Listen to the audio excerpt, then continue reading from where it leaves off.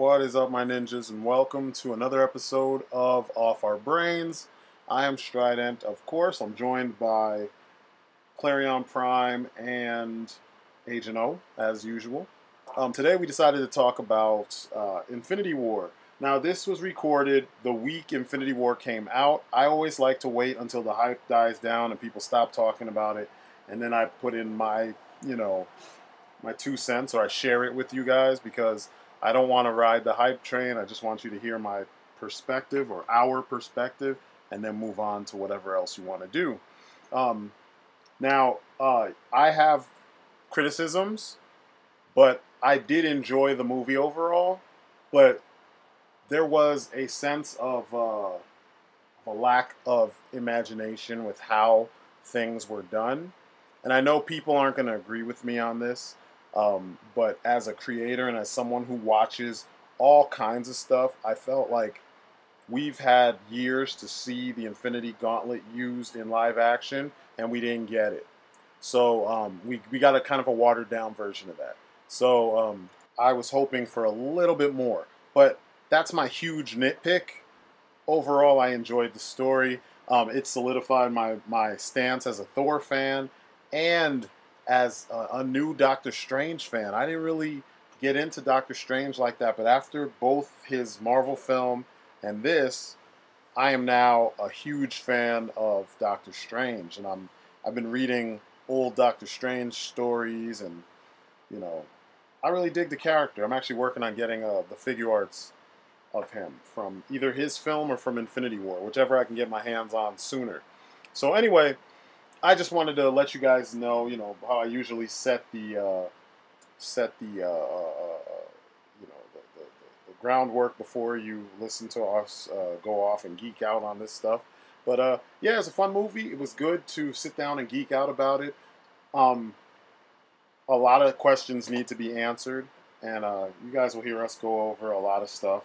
But I just want to get it out there that I didn't hate the movie. Because the internet has this habit of taking criticism in the wrong direction and acting like it's, it's binary. Either you love or hate something.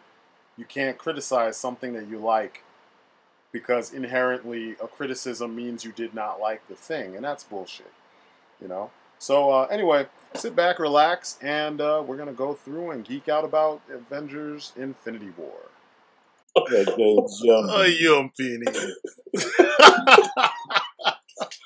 Oh my god. All right, so I'll let you guys talk because I'm going to be the one everyone's going to hate because I definitely don't feel the same way everybody else feels about the movie. It was good. I was just kidding. I didn't see the movie. Yeah, right. Good night, everybody.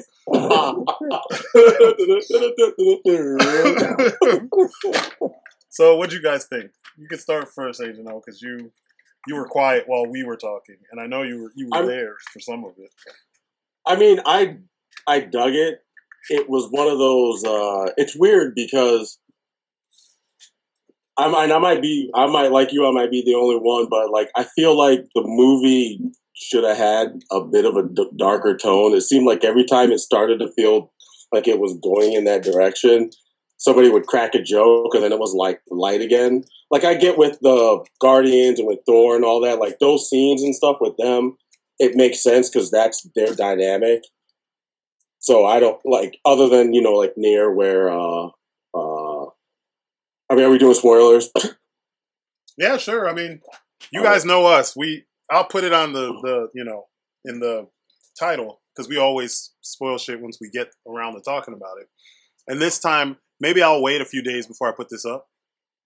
But usually by the time we've done it, everybody's seen it. Spoilers are all over the internet. So yeah, go ahead. Like other than the part when Star-Lord finds out about Gamora, and then he gets all PO'd. But I don't know. Some of the comedy it did work. Like whenever they cracked jokes or something was supposed to make you laugh, it was actually funny. It's just sometimes it felt like they threw shit in when it didn't need to be there. Like when Approximate Midnight got like shredded, and then And then Black Widow's like, that was gross. And everybody starts laughing. I was like, that bitch just died. Yeah, like, it wasn't funny. Like in a gruesome ass death. That's just not funny. Yeah, but I laughed, even though you shouldn't be. I didn't think it was funny. It just seemed like it was a joke for the sake of a joke. There was There was another one. There's that in there. Yeah, like something had to be said in that moment. Yeah, so that was to keep it. I mean, and I get it because there was kids in our theater that I went to, and so I get why they had to do it because it's Disney and they gotta, they gotta have their bottom line. But that kind of thing was like kind of what annoyed me. I think the movie could have been a little bit better had they tossed the kid gloves aside for these particular movies, because there's nothing funny about half the fucking population of the universe dying. Yeah. What about you, Clarion? What'd you think? I don't know. When the movie was over, I just kind of like looked at the people next to me, and I'm like, okay, part of that was what I expected. No, like in the literal sense, I'm like, look, he's going to get, again, spoilers, he's going to get the gems. It's going to be bad for everyone you care about. So I got that.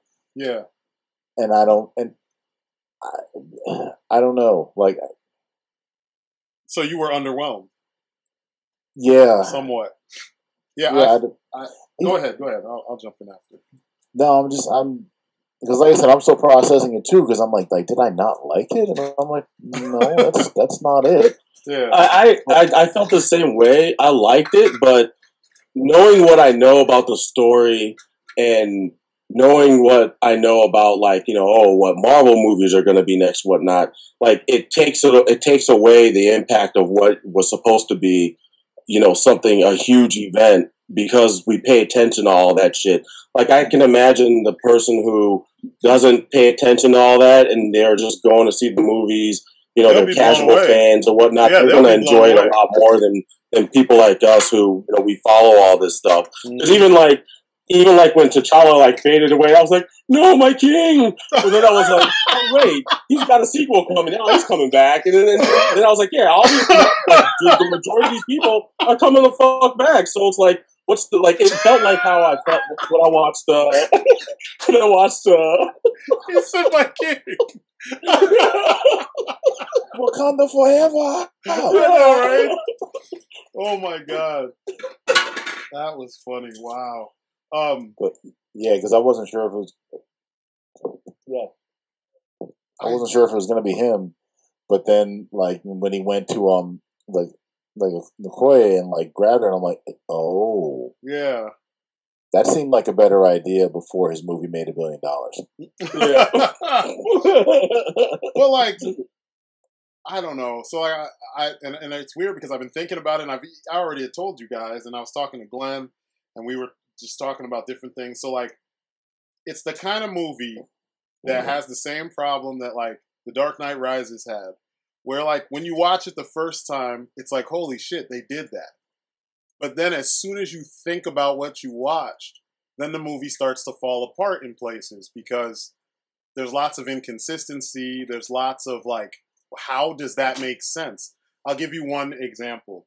So the Hulk gets zapped via the Rainbow Bridge or the Bifrost, the last act of Heimdall before he's killed. And he gets zapped into orbit from their ship, the ship that the Asgardians were on, all the way back to Earth. And he falls the whole way and he survives. So then you have Cull Obsidian, I think his name is, the big evil dude on the Children of Thanos' side. So when you look at him, immediately the first thing you think of, and even Tony said it, he's like, all right, we want the Hulk to fight this dude. He's like, all right, big guy, do your thing. So I'm thinking, as you watch this, Hulk doesn't show up. And then Cull gets his hand chopped off by a portal first. And I'm like, wait up. This guy was going to be a match for the Hulk, and his fucking hand fell off through a portal. He couldn't hold the portal open or something. He wasn't badass enough. Or how he dies. They just shoot one of the clamps off into the force field, the Wakanda force field, and he just explodes. And I'm like, wait, how the fuck would he have stood up against the Hulk if you could just blow him up? He got grinded up in the force field. Yeah, I'm like, what? Like, how does this... So what was this guy doing? Was he just mean-mugging people? Like, when the children of Thanos were coming and the one guy, Maw, what's his name? Ebony Maw. Ebony Maw. When he's talking about rejoice and he's talking his shit, you know, did he just stand behind Maw and, like, let him do all the work? Because, like, Cole was a bitch. And it's like, if this guy's supposed to be badass enough to do the things he's supposed to do, which we never really get to see, how was he so easily dispatched? You know what I mean? Like, he got dispatched by the Hulkbuster, and the Hulkbuster couldn't even beat the Hulk. So and this wasn't even the Hulkbuster, like, piloted by someone who really knows what exactly. He's doing. It was like accidental victory. And so that's one level. Or another one was Thanos used the Reality Stone at one point to create a whole, like, version of a place so he could see what the outcome would be if things play out a certain way. So he just showed you a possible reality. He created a construct, a reality construct. And then never again in a movie does he ever do something like that to really make our heroes, like, go, you know, like when he's fighting, like, Doctor Strange, you'd think, since he doesn't know anything about him, that would be the number one way he would figure it out. Let's put him in a situation where I can see what his powers are if I push him far enough, and then I could just come in and be like, nope, and slap him down, take the fucking time stone, and it's done. Nah, he never did that. So, like... Well, and I mean, and, you know, Strange never used the time stone the same way he used it against Dormammu. But in this case, he was hiding it because he didn't want to give Thanos the stone until he realized that was the only thing he could do. I mean, he used it in a different way. He saw all the possible futures. I know. And what I'm guessing is he set in motion how they win by giving them the time stone. Exactly. But what I'm saying is, like, Thanos had there were so many, man, I can keep going about this shit too. I know. There were so many things. It's MacGuffin powers that he has now. Like, he kills, what's her name? He kills Gamora. But then it hurt him so badly. But then so now he has the Soul Stone. What the fuck did the Soul Stone do in the movie anyway? I don't know. I never knew what it did in the comics, to be honest with you. In the comics, you control. It was like a resurrection thing. In the comics, that's how people were being resurrected, and people's, like, what's his name? Adam Warlock. That's why he had the twisted side of himself. You know what I'm talking about? When he's Magus. You don't remember that? So, like, when Warlock got it, supposedly he didn't have, and I might be explaining this in a very layman's version of it or something. I might leave something out, but essentially, he's so in control of his personality and his self that he contains all the negative everything, and he keeps it to itself. But when he got the Infinity Gauntlet, via the Soul Stone, it was able to become a separate being. Like, it was able to come to life on its own and be a whole villain on its own. You know what I mean? Like, manifest itself. Okay. So you could, it's as if in the film, and there's someone else that got manifested. Who was it? Gamora? No, Nebula. In the comic, the original Nebula, Thanos made her because he was like, if death is going to ignore me, then I'll make a mate. So he made a person from scratch because he had the fucking Soul Stone and whatnot. And, like, on top of it, he had soul and reality. So it's like he could create the soul to inhabit the body that he creates with the Reality Stone. Like, there's so many fucking things that you should be able to do with this gauntlet that Thanos did not do. And as corny as... Well, I mean, yeah, it is. He could have even used the gauntlet. Like his whole premise is, okay, the universe is finite, so in order for all of us to survive, half of us need to... No, make us have more shit. Give us more shit. Replenish all the universe's resources so that we can all continue living. Or give us infinite resources. Yeah, I was gonna say, make it infinite. If you're free to, like, make any change in the universe you want to sustain life, then do that. Yeah. Because this isn't even a thing that's going to last. It's like, okay, in order for everyone to survive, I'm just going to kill half of all life in the universe. Okay, so in a generation, what's going to happen? In 2 generations, what's going to happen? Exactly. You'll be right back where you started. Exactly. Right back where you were. So it's But that's why he's the Mad Titan, though.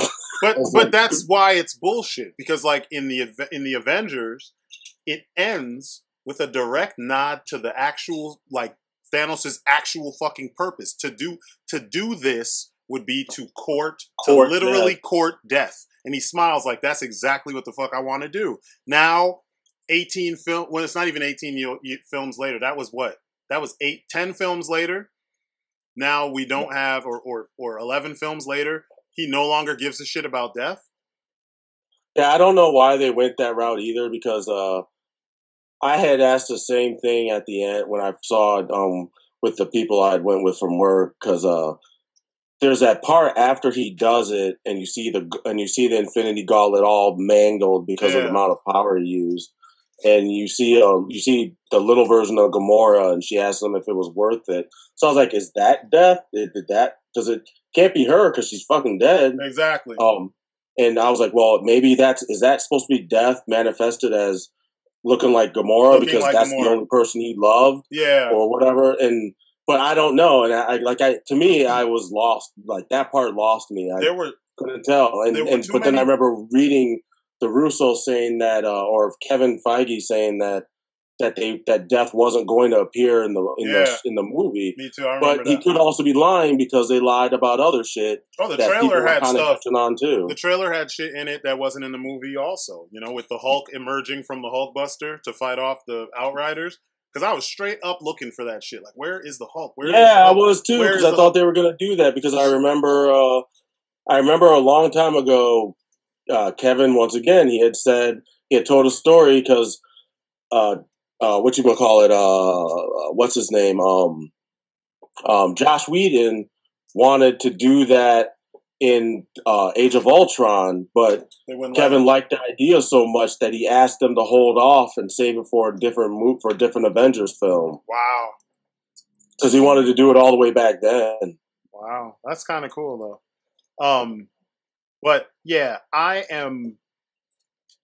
liked the movie, so don't get me wrong, because I know people are going to immediately be, you pointed out bad things, you hate movies. No, I'm just... Why are you hating Dick Rider? Yeah, because like I already told you, I'm done with the DC films. Like, if I watch them, I watch them. I don't give a shit anymore. I got Justice League Unlimited. That's where it ends, and I got a bunch of good DC animated films, so that's it for me. I don't give a shit about what they do going forward, because you also have Batman, Ninja Batman too. Don't forget that one. That's a gem. Shit. Fuck that shit. So yeah, and you know me, I'm certified classics, son. Yeah, I know, right? We got classics. Yeah, and you know me, I'm a DC head like all day long, but they've been fucking up in some unforgivable ways. Like it doesn't even make sense that they went in the direction that they went in. So it's not about which one I like better. Neither side pays me, so I don't give a fuck. You know what I mean? But just calling a spade. I like what I saw in some parts, like freaking Thor and Doctor Strange. I already knew Thor is my favorite next to Cap and the Panther. But in this film, Thor and Doctor Strange they elevated those two up for me. Especially Doctor Strange. Doctor Strange, there was one moment, even though Doctor Strange got earthed right after he did this awesome shit. I mean, this was like some Naruto level, fucking Dragon Ball Z level type shit. When he like went all fucking, what did I say? Yamantaka? When his hands, he was like all fucking Shiva and shit. His hands started having the after images. I was like, oh shit, he's gonna multiply. And he did it. And I was like, fuck, why didn't they go somewhere with that? Like, but the moment was so dope. I was like, shit. That whole sequence. That was as trippy as Doctor Strange was. Yeah, it should have been. And those are just his powers. So now you have his powers against the Reality Stone. He had the Reality Stone at the time. So now it's just like his powers as Sorcerer Supreme against the Reality Stone. That could have been an interesting, friggin' like few-minute fight. And they didn't push it, and that's what made me go. I was like, when he started doing his stuff, and he did the whole form when he said, our will rivals yours. I was like, get the fuck out of here! Like, fucking do it! I was so ready. I was like, do it! And then he did the thing. I was like, oh! I was so excited. And then he just gets choked. I'm like, What is wrong with you guys? Why are you afraid in the one movie where you should be going ape shit? Just going fucking insane. You're not doing it. Doctor Strange had crazier battles in his own movie than he did fighting the wielder of the fucking Infinity Gauntlet.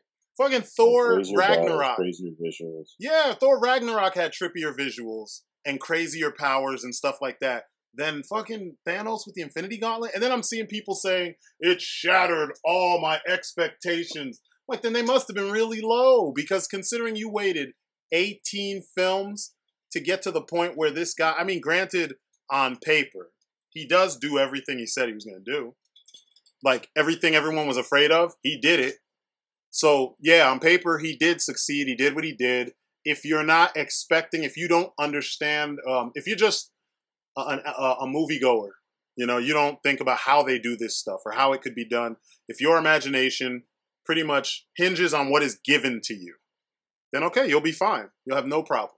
But if you're like us, like I've said it so many times, this is what we've been doing since before this shit was cool. And this isn't like some hipster type shit. This is like, I just don't know what else I'm supposed to do in my free time. I read comics. Like, this is what we were doing. You remember, Prime, we used to do this shit at lunchtime in fucking middle school. We're fucking reading comics and arguing over who does what and which books we like better and blah, blah, blah. It's what we did, and then we'd create our own. So, like, when I finally get to, like, I've been vicariously living through the Marvel universe, the cinematic universe, since they started this shit. And now they got to this point, and I'm waiting for, like, crazy, mind-bending, like, Matrix-level crazy shit. Next-level shit. So that when I see it and other people see it, the next bunch of films that come out will be inspired by how they do stuff. The only thing that they're going to inspire are movies with an even bigger cast. And if we're being fair, X-Men did this 10 years ago. Because the second X-Men had a pretty damn big cast. Not this big, but it was big. You know what I mean? Yeah. So, it's like, I was expecting, like, most films, the biggest thing is you show, you don't tell. Because it's a visual medium. And the whole point of it being on film is for us to see the shit unfold in front of our eyes. Instead, there was a lot of verbal exposition about what things were what and how they did what they did. All they had to do is show you one scene. And then there's things they just refuse to show you. Like, I don't know shit about the children of Thanos.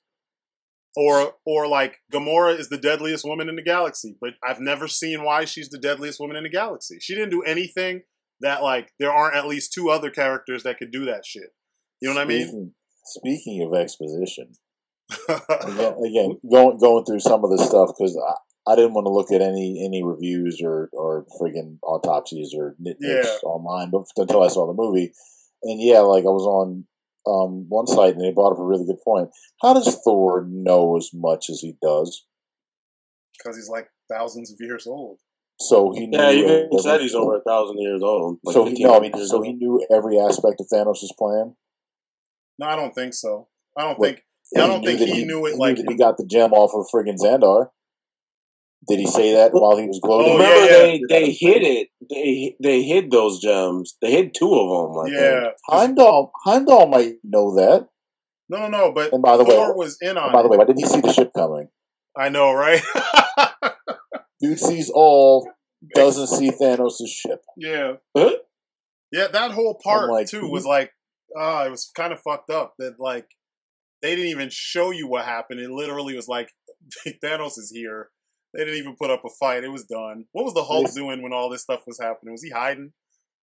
Or when the fight happened? Well, I guess they waited. See, the thing is, they said that when Thor got picked up by the Guardians, he did say, like, Thanos killed half of his people. So what I'm hoping is that you'll find out that friggin' Valkyrie and Korg and Neek went off with the other half of the people. Yeah, that'd be awesome. And but see, that's important shit that should have been something, spoken. He didn't even mention any of that.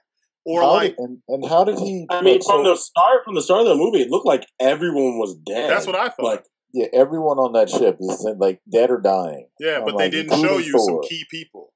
So yeah, what you're saying makes sense.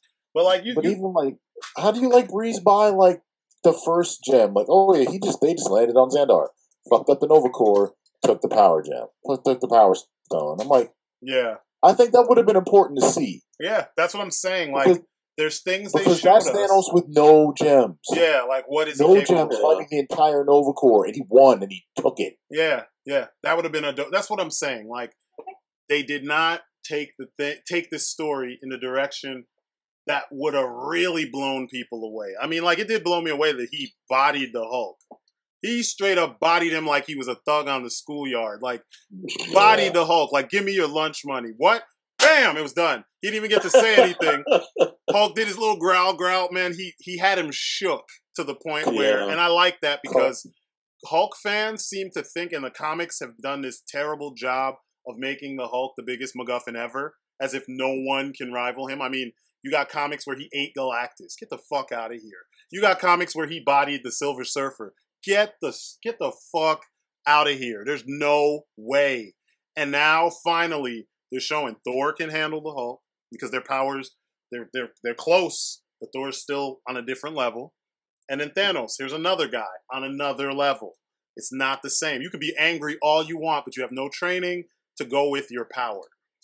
And you need the training. You know what I mean? Like you can flail and slap. It's like Bob Sapp fighting, trained MMA guys that are afraid of him. They're intimidated. That's why they lose. If they're being smart, you know what I mean? They could at least let him tire himself out and then just handle him. Because he can't fight. I mean, you see how he fights. He just slaps people all day long. That's it. It's all strength. And said if he lands a shot, well, then he's golden. But yeah, it's one of those things. But like seeing Thanos like elbows and body shots and knees and he just straight dropped him. Like I was like, okay, thank you. Someone needs to do this so we can see that he's not the ace in the hole 99.99999% of the time, because that's kind of unfair to so many characters. But yeah, they should have. I mean, it also worked. I mean, I think that was the whole point of that scene, obviously, because you had Loki say, "Well, we have a Hulk," referencing the previous films. Yeah, and then you think, "Oh yeah, here it comes," and it's like, nope. Thanos is not a puny god. Yeah, exactly. Yeah, exactly. So yeah, I was that part I was impressed with, but there was so much other shit. I was just like, man, like Proxima Midnight. I was expecting her and Corvus Glaive to be the shit on that team because they're the two physical ones, outside of Thanos, and maybe Cull Obsidian, but they're the ones that would do all the flipping and the jumping and the blah blah blah and they fucking Glaive got injured by getting kicked by the Widow and Falcon. He got stabbed by his own weapon. And then he got stabbed by his own weapon. And it wasn't even like spectacular. It was just like, yeah, give me this. Ugh. I'm like, surprise. Yeah, I was like, come on, man. And then here's one that bothered me, and some other people said it. One of my wife's friends brought it up when she saw it. She goes, in Civil War, Vision was like unstoppable. And then in this movie, he couldn't even get up. And it wasn't like they were beating him up while he was on the floor or like they were on top of him the whole time. They hit him, and then he fell, and then it was like, yeah, I can't do anything. Feel sorry for me. Well, they said something about what's-her-name's weapon, like, I guess somehow canceled out his tech. So like it canceled out his ability to phase. Yeah, he couldn't phase, so therefore he was actually taking all these wounds. And but his strength, I mean, you saw in the previous ones, he was pretty damn strong. Like in Civil War, he was pretty fucking strong, just off the rip, and he is made of vibranium. So it's like, why was he so easily damaged? You know what I mean? Like they didn't. I guess I wanted these establish the rules first, so that I understand why so and so couldn't do what he was trying to do. Like, why is it he couldn't fight back? Did they show like the when he got stabbed that the whatever axe spear thing had like some kind of extra power that it gave off that you could just be like, oh, it's distorted, it's scrambling his systems, you know what I mean? It's not just a stab wound, it's also this other thing, like an EMP or some shit. You know what I mean? Like there was attacks nanotech or something like that, or like you said, some sort of EMP or there was nothing. And I know I'm geeking out, but that's the point. That's what we do. The rest of the audience is going to watch it and just take it how it is. But we want to know how this shit works because we're the ones that sit there and take this shit apart. And it didn't make sense. And then it was fucked up. We were talking about it earlier, how he got and this is part of the story that's fine. I don't have a problem with it.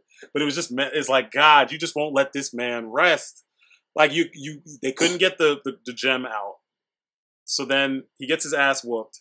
He gets blown up by his girlfriend. Then Thanos brings him back to life so that he can rip his whole forehead out. Brings him back to life by rewinding time. Yeah. I was like, good Lord. Yeah. And like I said, like full on friggin' Transformers the movie flashbacks where like Vision turns gray and just freaking like flops to the ground. Damn. Like he was dead. He was dead. And are we just gonna gloss over the fact that like Scarlet the Witch apparently possesses enough power to destroy an Infinity Stone? Nah. Yeah, man. No. Because in the comics, I was waiting because I was gonna say that. Nah, because in the books, though, if we're being fair, she was able to eliminate most of mutant kind.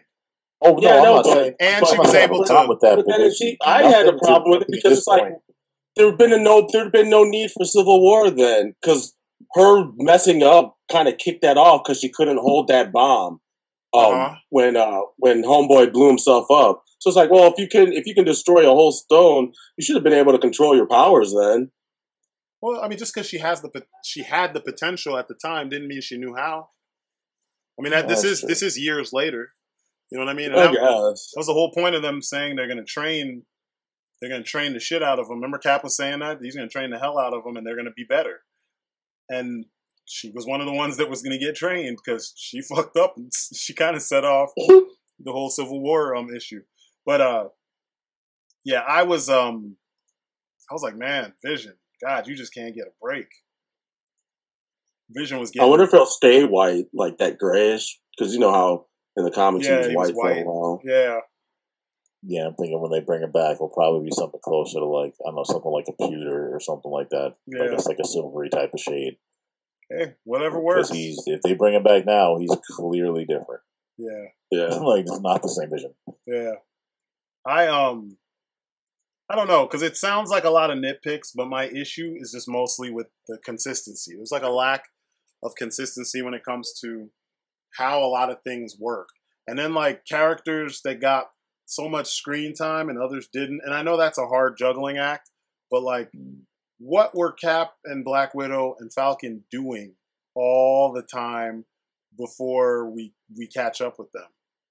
What were they following Vision? Is that what their whole, ever since they finished, Civil War finished, they just agreed, we're just going to follow Vision around and keep him safe. Really? That's why Cap put on a black version of his suit. That's why, the red, white, and blue is now black. Like, what's the deal with the Solid Snake suit, the look and all that stuff? Why didn't he? I thought it was just dirty. Yeah. No, I mean, but like, no, all three of them had blackened out costumes. He needs all the colors, like everything is. Yeah, because I mean, it looked like he ripped off the star and the Avengers logos on the shoulder pads and everything. Yeah, those were definitely gone. But he's no longer Cap. Yeah, all three of them had blackened out costumes. And I'm like, I want to know what they were doing. Like Black Widow, I mean, she dyed her hair, the whole nine, looking like Yelena, whatever, Belova, I think her name was, the other Black Widow. And it's like, why? I mean, I get they're criminals, quote unquote, they're fugitives, kind of, but they just waltz right back into Avengers HQ like it was nothing because of the situation. So, like, were they really that wanted? Well, I mean, I think they were at first, because there was the whole conversation with Ross and Rhodey. But, after Banner made that phone call, I think that kind of cleared it all up because, this is bigger than all of this. All the, them being fugitives of the law. Yeah. I mean, even Rhodey was like, well, that was a court-martial because he knows he's in trouble for breaking the law. So yeah. I think the stakes in that sense are still there. Just it's like who gives a fuck because the state of the entire universe is at stake. Yeah, that is true. I don't know. I know it sounds like I'm picking, but it's just there were a lot of things I just couldn't. So many things happened, and I was like, what? Like that's where we're going? I did really dig the fact that Red Skull was stuck inside wherever that place was. What was the planet called? I forgot Nivedent or some shit like that. Yeah. I kind of dug that they kind of talk about a little bit. He pursued his quest for the other gems and just kind of couldn't make it. Yeah. he kind of couldn't even get the Soul Stone. He's like, I'm stuck here now. Yeah, he reminded me of what they did with Nick Fury during Original Sin. You remember that? Or after Original Sin, how he was like, he was stuck in space. He was like on the moon. He had that cloak and he had like chains coming from him. And he was like, it was like what they did with him as a result of, it was like his penance for what he did during the events of Original Sin, or what led up to that. But Vormir, that was the name of the planet. Yeah. But that was cool though. I was like, wow. I mean, and I figured at some point we were going to see him, and you knew he wasn't dead, you know? I actually wasn't expecting it. That caught me completely by surprise. Yeah. I just figured, since Hugo Weaving's not coming back for the role, even though they did what they should have did, which was put someone else under all that makeup. Exactly. And prosthetics. Yeah, I was going to say, as much as it was, you can definitely, like, still make it look like Red Skull without it being. Yeah. Yeah. Yeah. That'd have been an easy ass check for him. I hate this. I hate how some actors are like, I'm too good for this, for these, like. Well, you got to think about it. Movies. I get he's a great actor, but you have to remember that the Marvel films are strict. Marvel has like I know Marvel is the hero when it comes to actually giving us a quality product, but they're extremely strict. I mean, think about all the directors they've lost because they were so strict and they wanted to change the vision that the director had. And they're like, oh, you can't do this, you can't do this, you can't do this, you can't do this, you can only do blah, blah, blah, blah, blah. And it's like, but without the director's vision, you don't even have a movie, let alone a good movie. And you've got directors that like probably had amazing ideas that because Marvel wanted to tweak everything, well, we're never going to see that stuff. So like with him, I could understand that he probably wanted to do more with his, I mean, there's probably a story, you know, I don't really give a shit enough to study up on what was the reason why they left, you know, but I'm pretty sure there was something he might have wanted to do with his performance and they were like, yeah, nah, nope. And he was just like, fuck it. You don't want me to give you a quality performance, then fuck this role. I could do something better.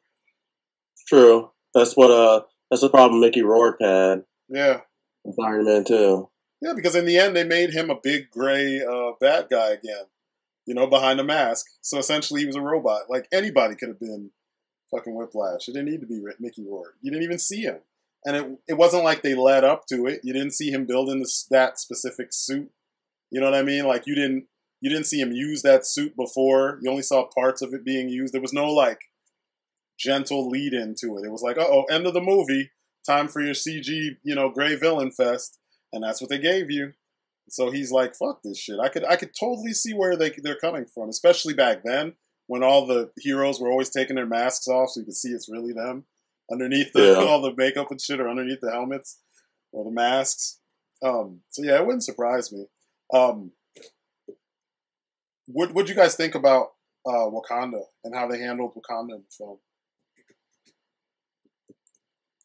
I have to separate myself from the comics again because just in the movie they would have beaten all of them back. Yeah.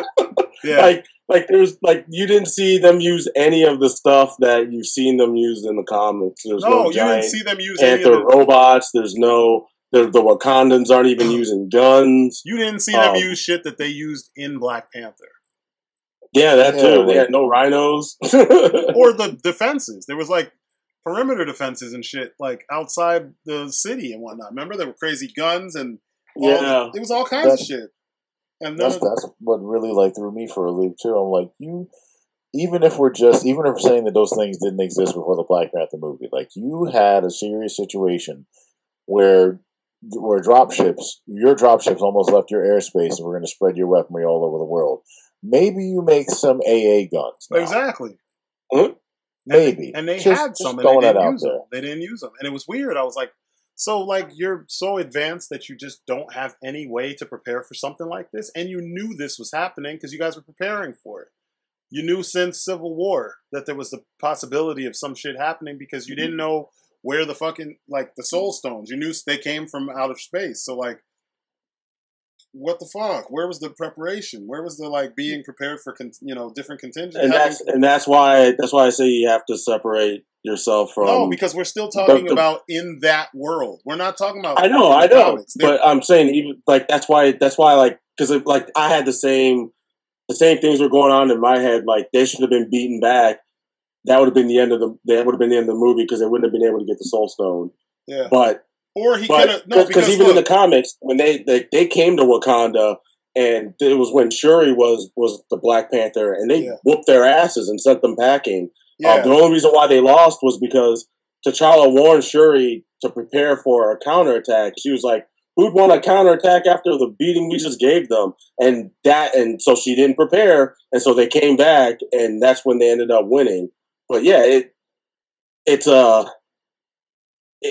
sucks because if you start going down that path, then it's like, well, why didn't Proxima's spear have the abilities that it has in the comics?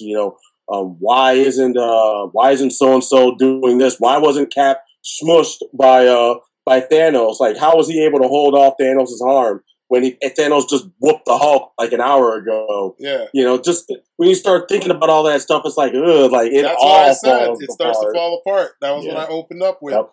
Yeah, and people are saying that was a nice visual, but I'm like, you can't honestly you can't lead with that because now you're telling me what, like Cap can stand toe to toe with the Hulk now because.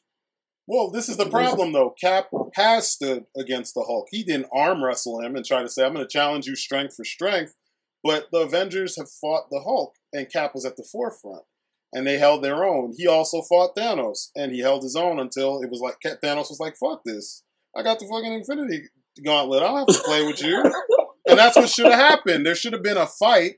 A little bit of a fight, and Thanos could be like, "Damn, okay." Peace. Instead, it was like he struggled a little bit, holding him. Then Thanos just slapped him out of the way. Yeah, I was like, "What is this? Why is everybody just literally like for all of what Thanos could do? Why is it that all he does is just slap everybody down? Like, and the way that they do it, it's not even like an interesting beatdown. It's like the most like let's hurry up and get this shit over with. Slap. He just punches them and they just lay down. That's it. It's done. There was no like presentation to it. No like, oh man, what's the word? Theatricality to the fight. Yeah, no theatrics, no build. No. Yeah, it was like literally you see the scene, you set up something awesome, and then they're just like, yeah, no, there's no way. Peace. Like no imagination for what was going on. It's like so limited, and that's what was frustrating me because I'm like, could you imagine if someone else? Like, could you imagine if the freaking whoever it is that directed Doctor Strange, his team was involved with this? Like the kind of fights we probably would have gotten? Or if even Ryan Coogler and his crew, if they were the ones responsible for this fight and you have that many powers, imagine what they'd be doing. It'd be crazy. No, because all we had was like, friggin' come up with 1,000 different ways to try to make sure Thanos doesn't close his hand. Yeah, it was weird. It was like that. Even though the plans were simple, the presentation of all the plans and everything that was going on, that's all you needed was a really nice way of showing all this stuff to us. Like the Battle of Wakanda. That was whack. It was like steps down from what we saw in Lord of the Rings. Like Lord of the Rings showed you these giant... down from what we saw in the first Avengers. Yeah, like you've seen you saw each person kind of shine and do stuff in that movie. Or but then team. This one, it was just kind of like you saw everybody teamwork. got mobbed, and then like in the first Avengers movie, you kind of saw everybody have a point at some point during the New York battle where they got to really show out. Like Hawkeye was shooting people, not even looking, no look, no scope, arrowing people, and then you had Cap fighting, saving all those people in that one building. And then you had like all those team members. You had Black Widow flipping off of shit and jumping on other flyers and whatnot. And Iron Man was flying around doing what Iron Man does. And you had the moments when they were working together. Now, if you have the scale of the team you had in this, why didn't we have a moment that was a callback to that, where you even had it in Age of Ultron? Why didn't we have it here? Where the whole team, like Age of Ultron opened with it, and then it ends with it. And in this one, didn't have at any time where the team, I mean, I guess you could say the part when they were on Titan and they fought Thanos, that was probably as close as we got to like the team You know what I mean? Acting as a team. Yeah.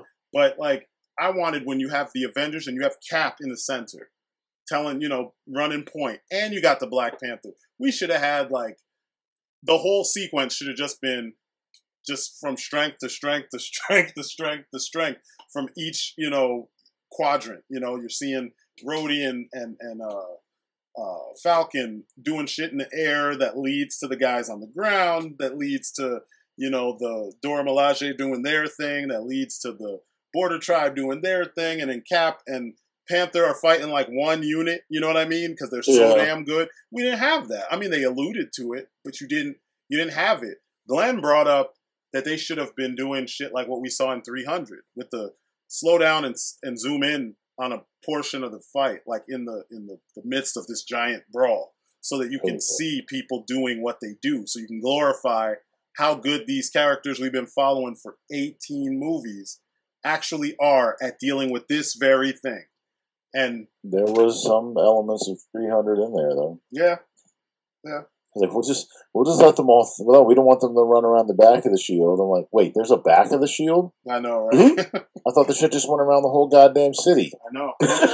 Once again, the lack of imagination. That's not how a force field works. You have a satellite above it.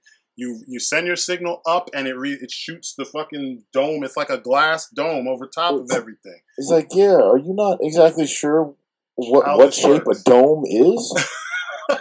I don't know, man. It's weird, and it's hell, it didn't even work because they dug under it. Yeah. Then they dug under it. I'm like, so then it's like, all right, fine, just like open this one little area, like, boop. And I'm like, all right, so now we're just literally funneling everyone into the Hope Gates. Yeah, no, right?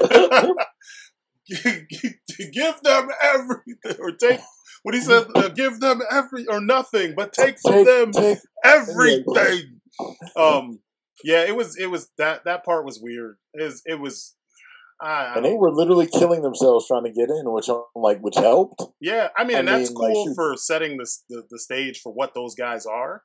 It's like, okay, exactly. Cool. They just show just like pure ravenous. Like, it was just like, that's a single-minded focus right there. Like, I can respect that part, but I'm like, they should have had something else to defend the city other than a shield. Yeah, they had nothing else. This is Wakanda. They had nothing, and people are like, I guess maybe people were just so amazed that this thing happened that's all they needed. Yeah, because there was this girl sitting next to me. And when Cap suggested they go to Wakanda, before he even said it, she was all getting excited, like, they're going to Wakanda, I'm like, hold on, settle down, white girl, it's all right. You'll get to see Wakanda in a minute. It's like, I don't know how you don't see this coming, considering all the commercials showed Wakanda in the damn trailer. Right? I was just saying, it's whatever. Enjoy. Wakanda was in the first trailer, the second trailer. So yeah, that's where they're going. That's awesome. Like, spoiler. That's awesome. But yeah, I wanted more. I wish that I kind of wish that they didn't cut it into 2 movies and just made a long ass movie. I wish that it ended on that. There's already so much that they needed, or not needed to, but they could have explained in this one that they didn't. Again, like the attack on Xandar, like the attack on the friggin' Asgardian refugee ship. I'm like, dude, those are things you don't like. I mean, it's an interesting visual to like start on that and you see all the scene. You see the scene of destruction, but I would rather know how we got here, especially because during all of this, Banner and the Hulk are like, they hid. Yeah. Completely hid, waiting to spring a trap, which apparently they decided everyone could die before springing that trap, which, I mean, I guess that's what heroes do. Apparently, these days. I'm like, I guess. That didn't work, though. Thanos was having none of it. Well, he was having about 3 seconds of it. Yeah. Like, I was like, oh, we should help him. Or freaking Cole was like getting ready to help, and like Ebony Maw was like, no, let him have his fun. Yeah, pretty much. I'm like, damn. But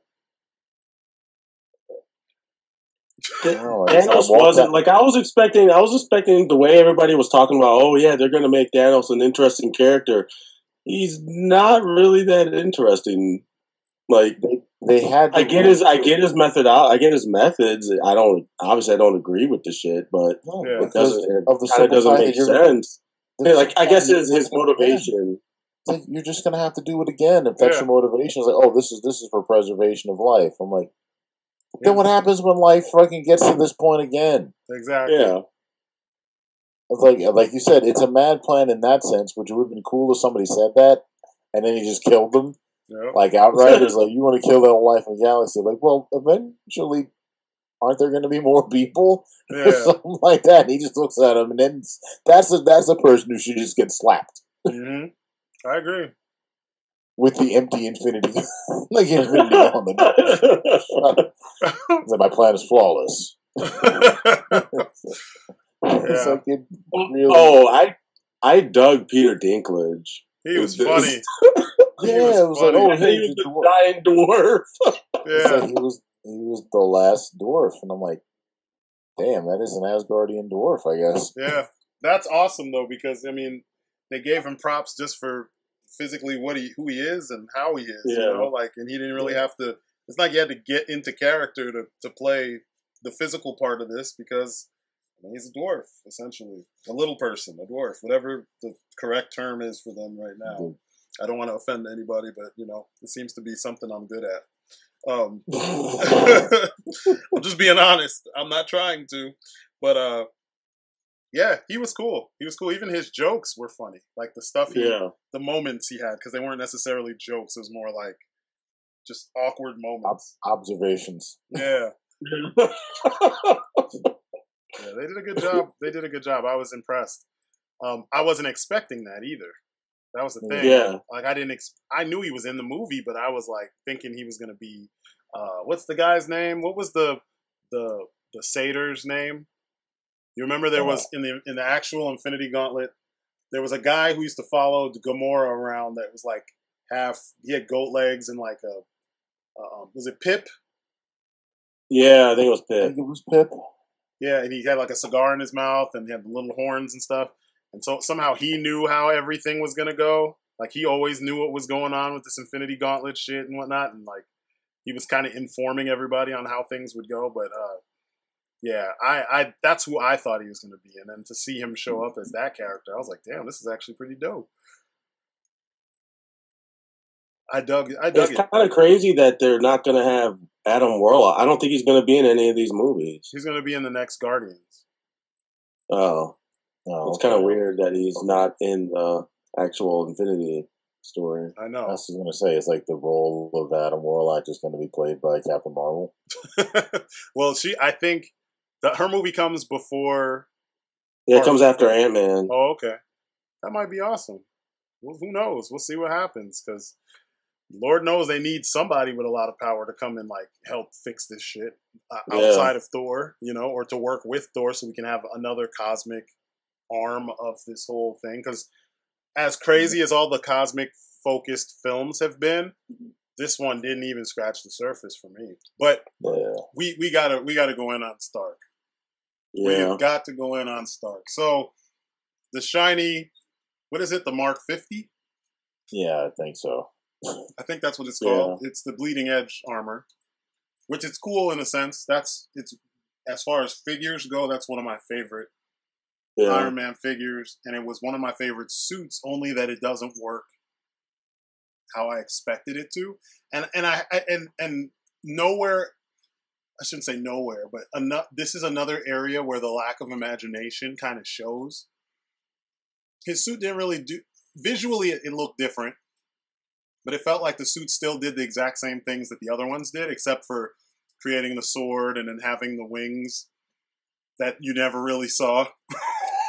Like and the booster legs, the giant turbine booster leg. Yeah, put his feet together and becomes that, like, which was, cool. Obviously came in handy, but I'm like, that's also only going to last like a second on screen. Exactly. But like, what did that really help him?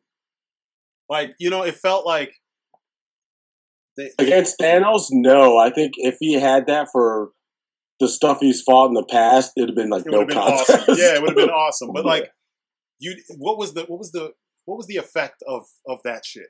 Like even when he fought the Maw and Cull Obsidian, it didn't really help him. His suit was sparking about to die when he was getting crushed by that hammer. So like, is the suit really like? It's not really bleeding edge tech. I mean, it feels like Robert Downey Jr. saw Black Panther and was like, all right, you motherfuckers have to give me this shit too. Like,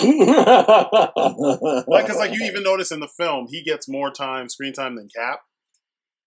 I'm like, Cap and him, the Iron Man movies progressively got worse. The Cap movies progressively got better. Shouldn't Cap be getting close to, if not equal screen time to Iron Man? And like story-wise, shouldn't they both be pretty important when it comes to, I mean, it sounded like it from the way that the movie started.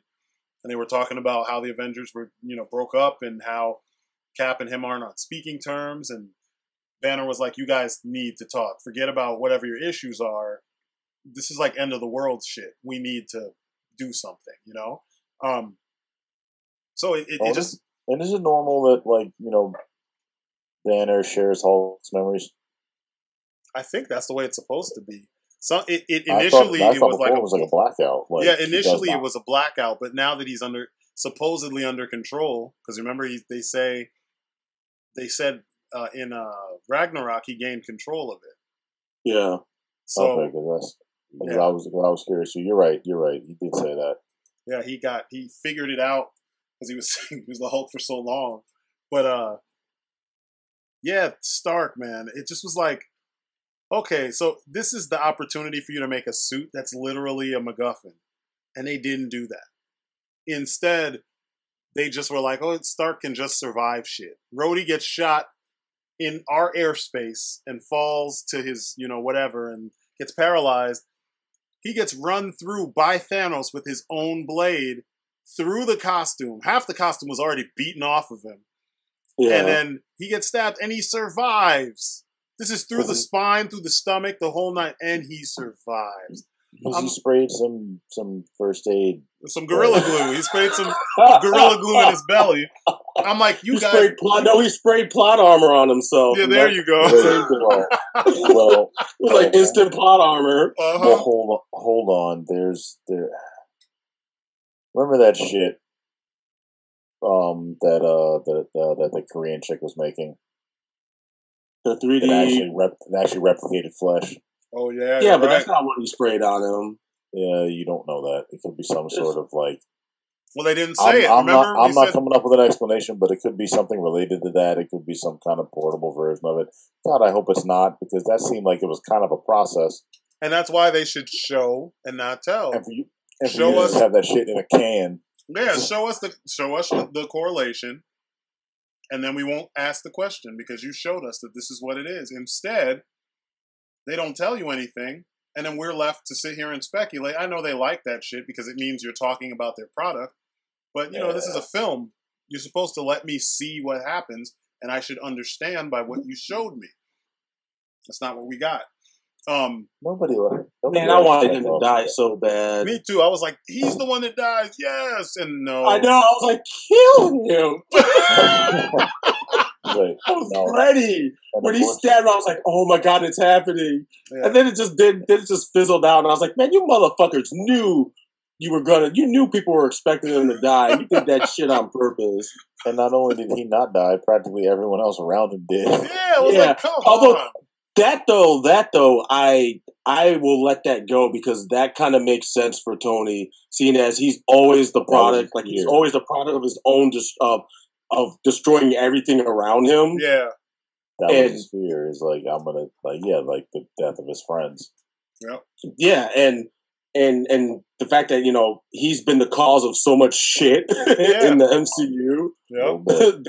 that kind of made sense to me. So I was like, okay. If he lived, but everyone else around him except for Nebula died, and that kind of, I was like, okay, that kind of does have everything come full circle. Mm-hmm. That is going to be a really awkward conversation in the next movie.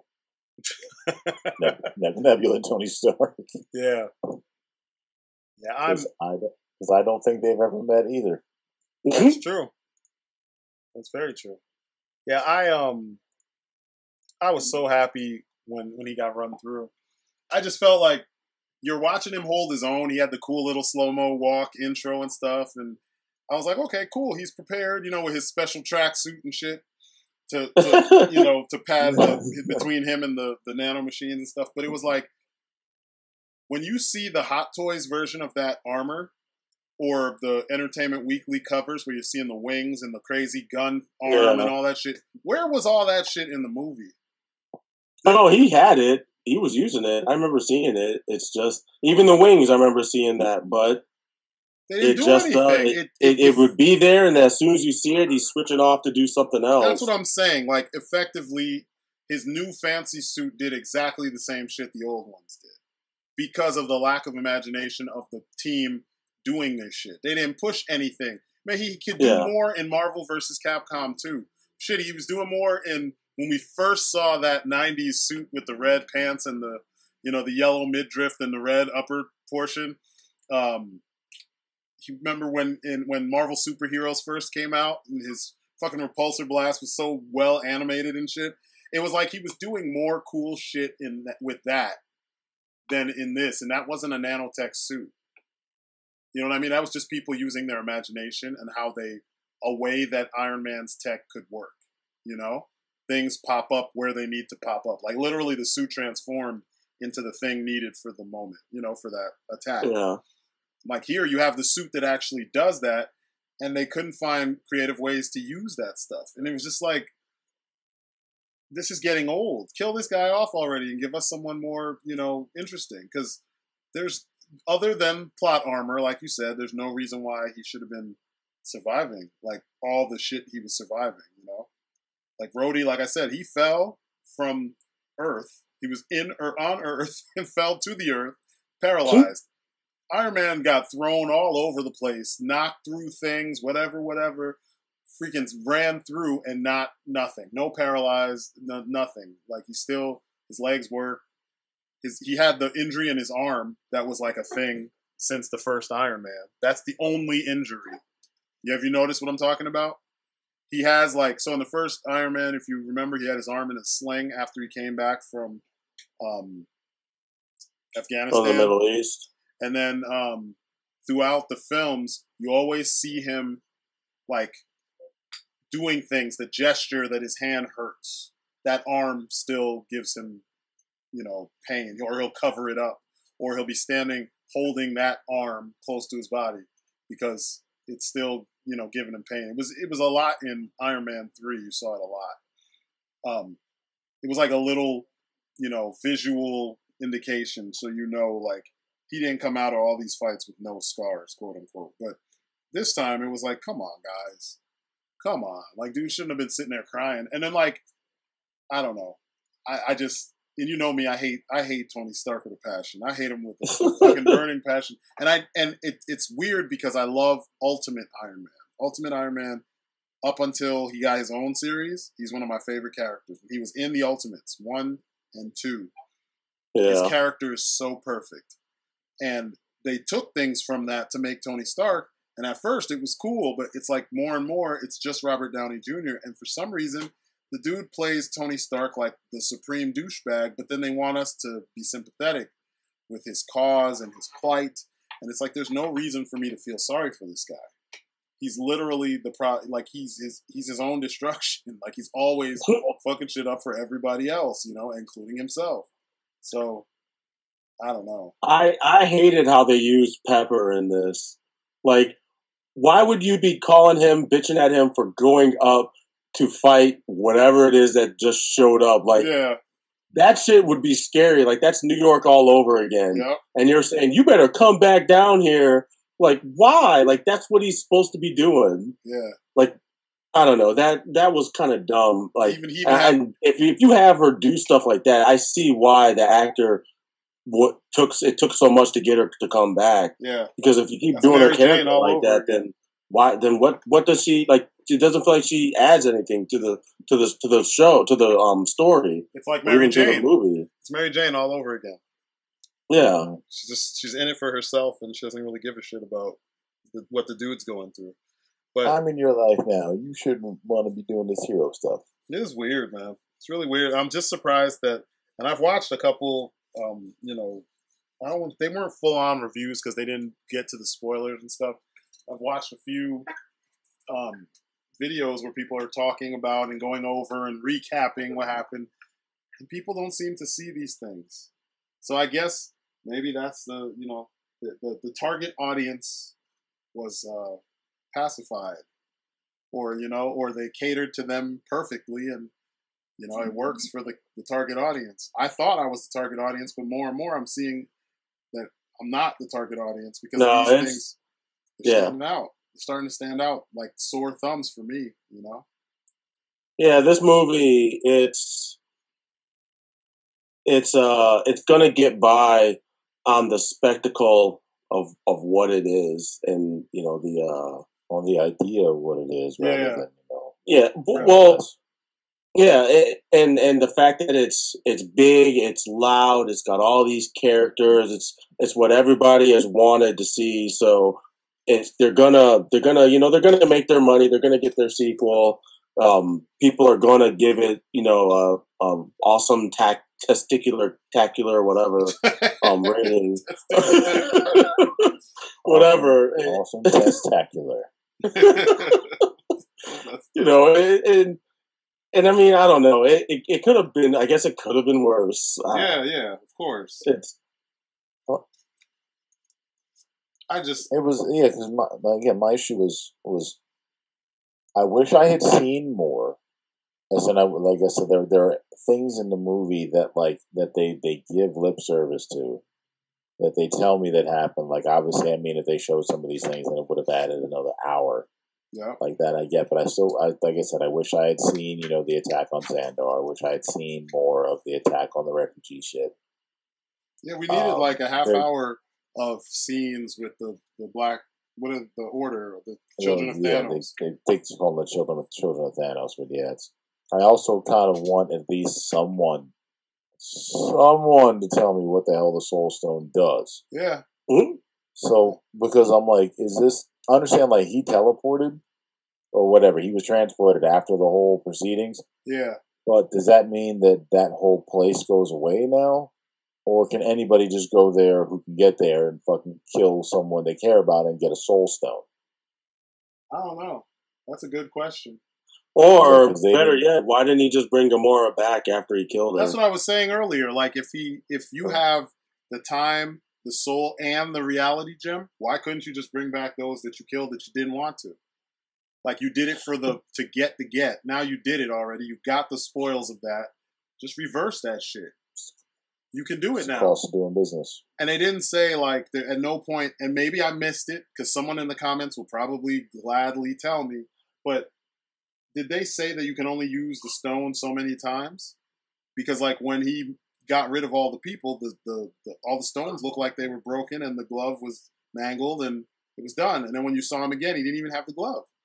So did he just used the reality stone a bunch of times? Yeah, with all the bubbles and shit. So it's like what was the how does this work? That's the problem. It's possible that you. Yeah, I could only project. Maybe you can only use. Maybe you can't use the stones twice in a row or something like that. So, if you use a reality gem to create an illusion, you can't use the reality. But he did that. That's what I'm saying. I don't think there's a limit. Because he created the illusion of the collector's thing, and then when Quill was about to friggin' shoot Gamora, he also used the reality gem again to swap out the plasma round in his pistol for soap. For bubbles. So all that came out was Bubbles, and Bubbles made a pretty decent. Made 3 appearances, 2 appearances in this movie. Yeah. It's weird. So man. so that was Double E. So yeah, it's not because it uses no life force from Thanos. It's not I used the gems, now I'm tired. He's dying. But like you said, it's not really clear what exactly the parameters are for this thing. Yeah. But hey, I get to snap my fingers and kill half the people in the universe because. And it didn't seem like there was I don't know. I want to understand what it is I saw. That's pretty much the big thing. I want to understand all these things and get it, and I don't want to have to fill in the blanks. Because what did I say before when we were typing before the discussion? I'm like, it seems like, according to how this is set up, if you have the time gem and the reality gem, technically you don't need any more. Yeah. Yep. Oh, and power. Because he had power. And the power gem, he was murking everybody. If you have reality, does power really matter? Yeah, I know, right? That's the way it should be. That's the way, that's what I would gather from, the way things were, but that's not what they showed us. It's like, I have enough. Like, I can just turn you to ash. That's great. I can turn myself into Jello. I can make myself immune to fire, so you can't turn me there.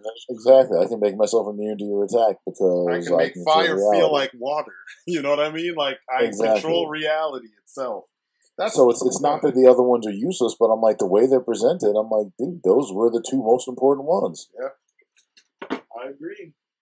And we still don't know what Soul does. Yep. That's what I'm going to call this podcast. What does the Soul Gem do?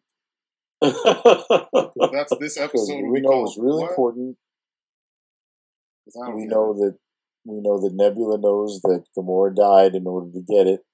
I don't know how she knows that. Yeah, I didn't get. I just assumed maybe Gamora told. She did. Told her, but then she acted surprised when Red Skull told Thanos like what you have to do in order to get the Soul Stone. Yeah, and Gamora was like, "You don't love anyone." Yeah. Oh, little do you know. That joke's on you. Yeah, that was weird. That was a really weird, kind of fucked up situation. You're like, whoa, really? This is it. That's why I'm like, I don't know. And that was kind of like, again, something in the category of things I would have rather seen.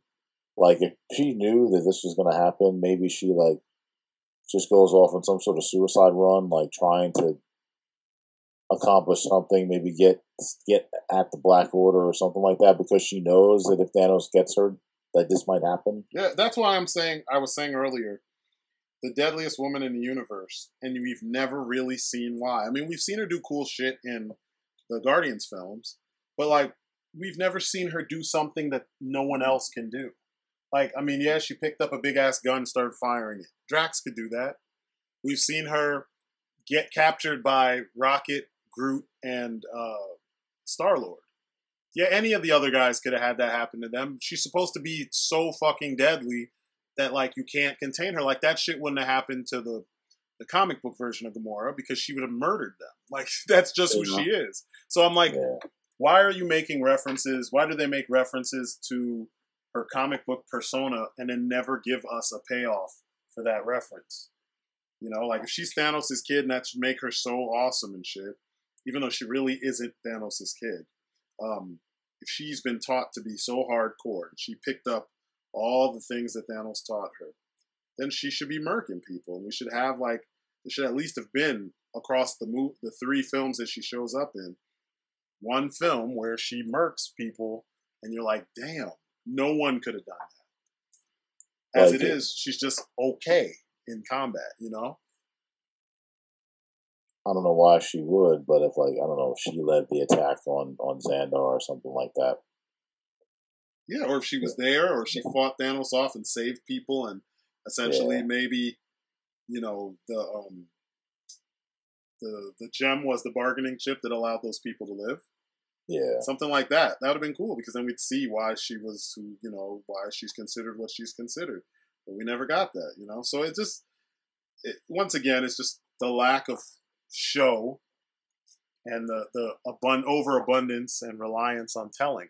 They told us everything, and I'm still gonna say it because I have to, because you know how the internet works. This doesn't mean I hate the film.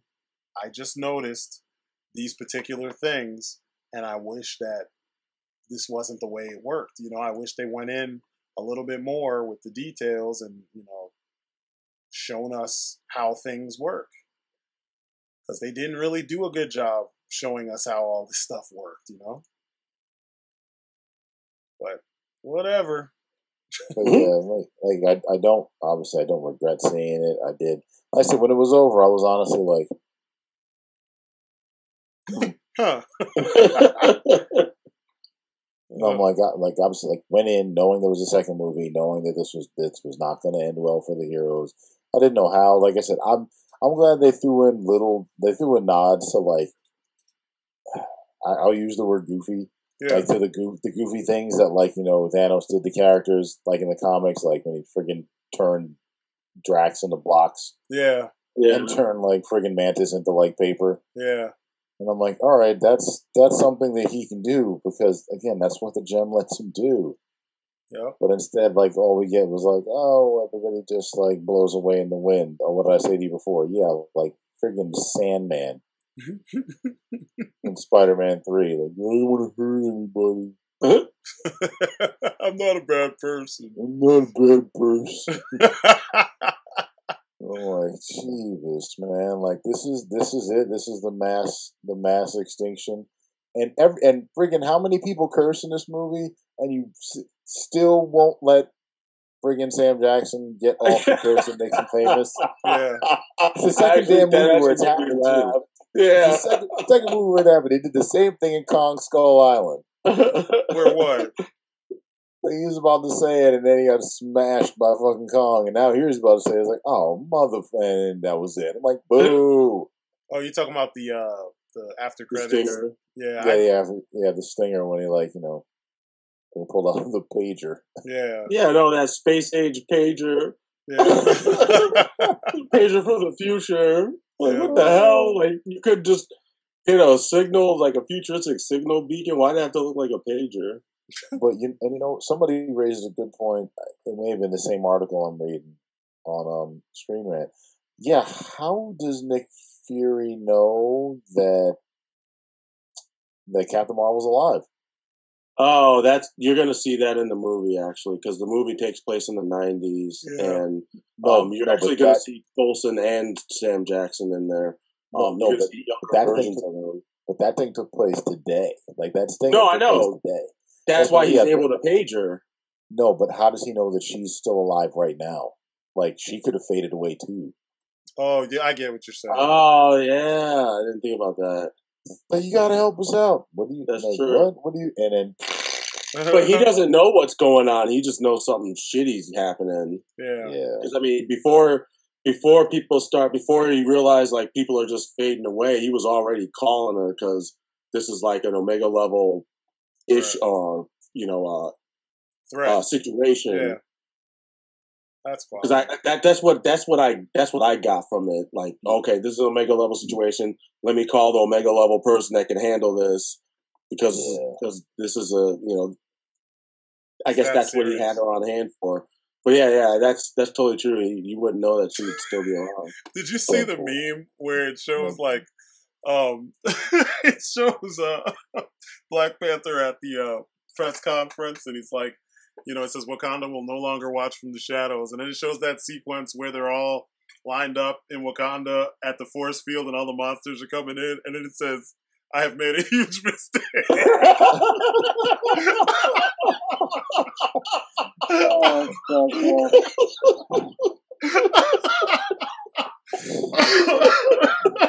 That's messed up. God, yeah. Sorry for all the coughing, man. I'm still struggling with this cold. But, man. Shit be rolling. Oh, fuck, man.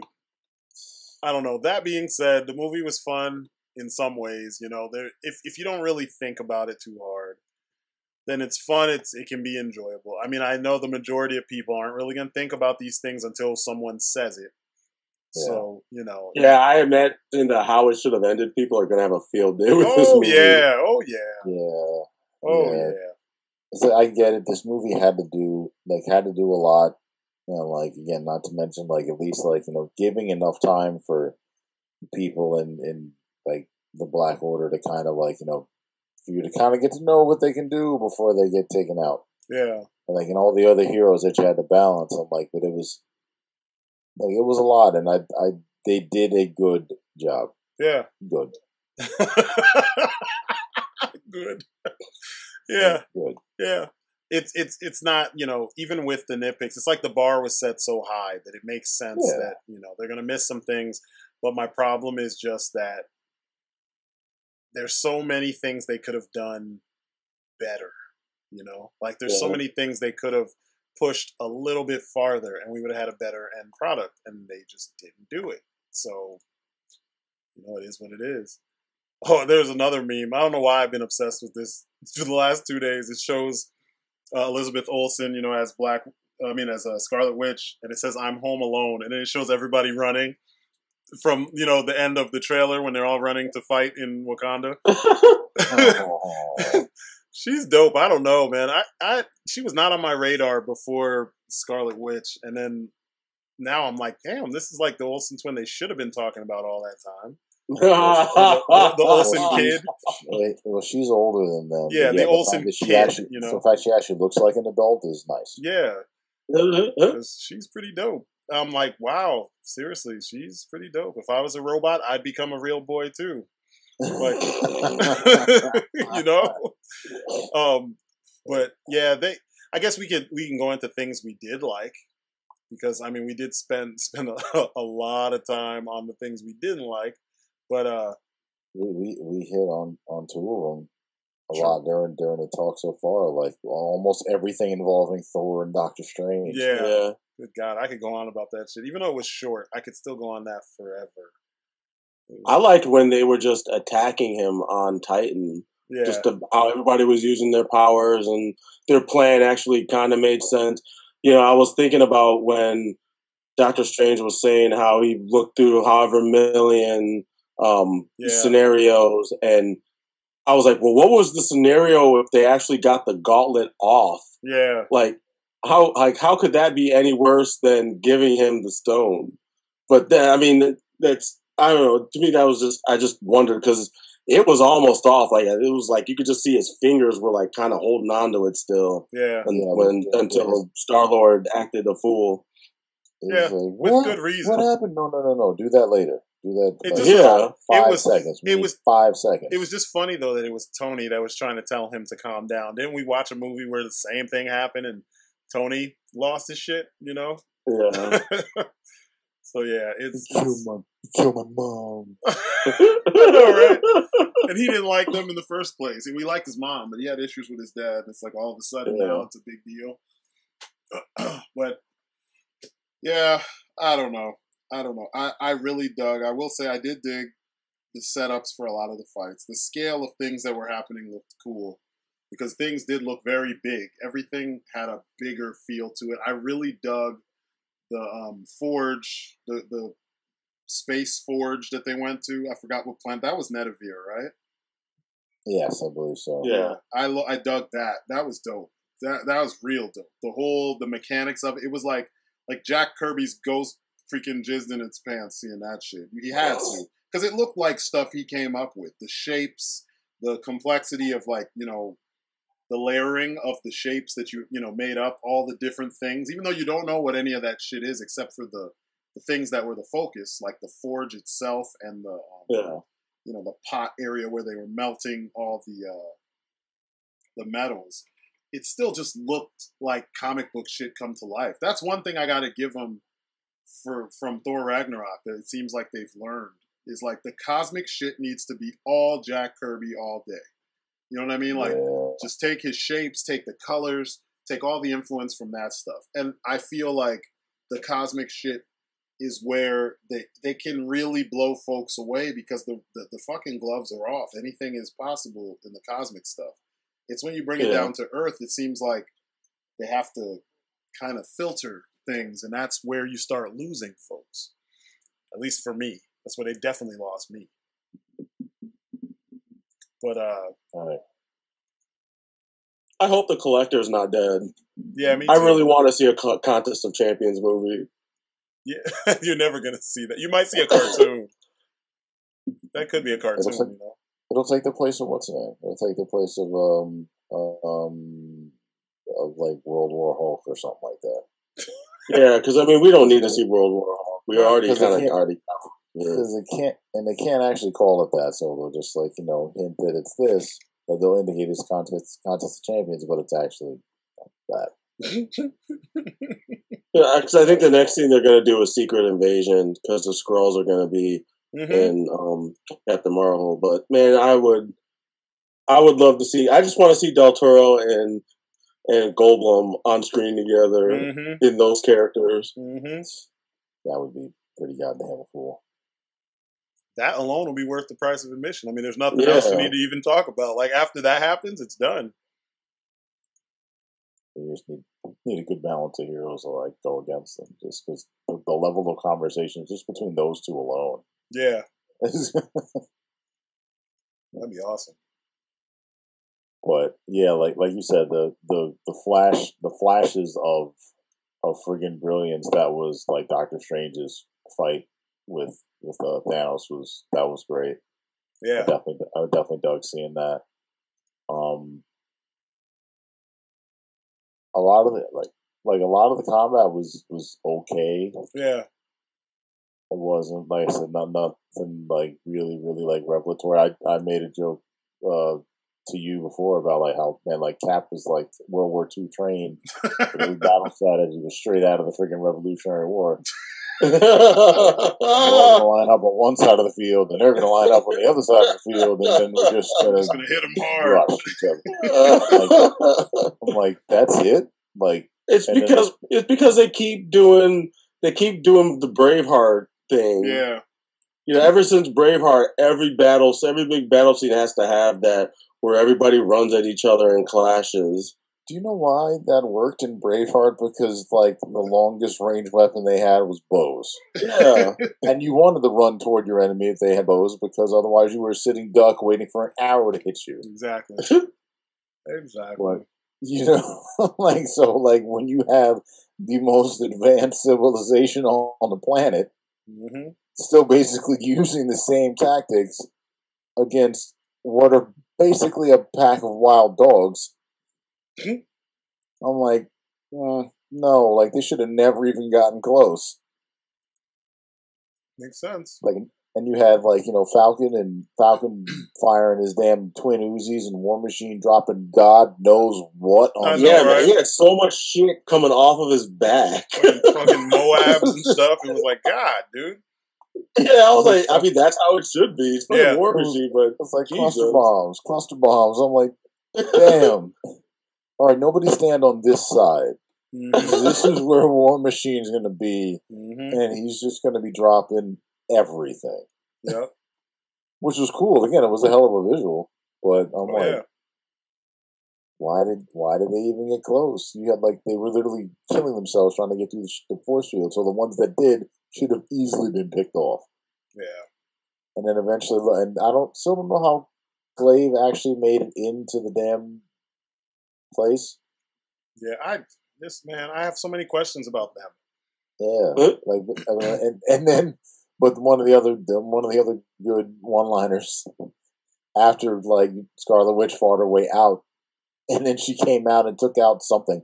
Maybe it was she lifted that big ass digger thing. Yeah, and then who said it? Was it Okoye or was it Okoye? Yeah, Okoye is like, why was she in the tower the whole time?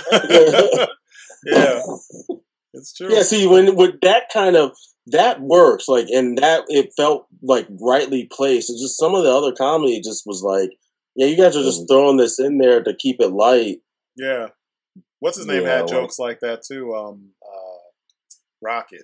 He had a lot of comments where he just kept talking. It was like, stop talking. Like, let the scene continue. And he just kept saying shit. And I'm like, God, why is he still talking? What the fuck? Because Bradley Cooper needs something to do. I know, right?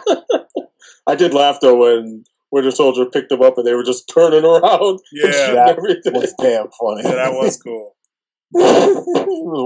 He's looking down, like trying to find Rocket. And he's like, "No, screw this." Yeah, that was pretty cool. I'm trying to think of what else that.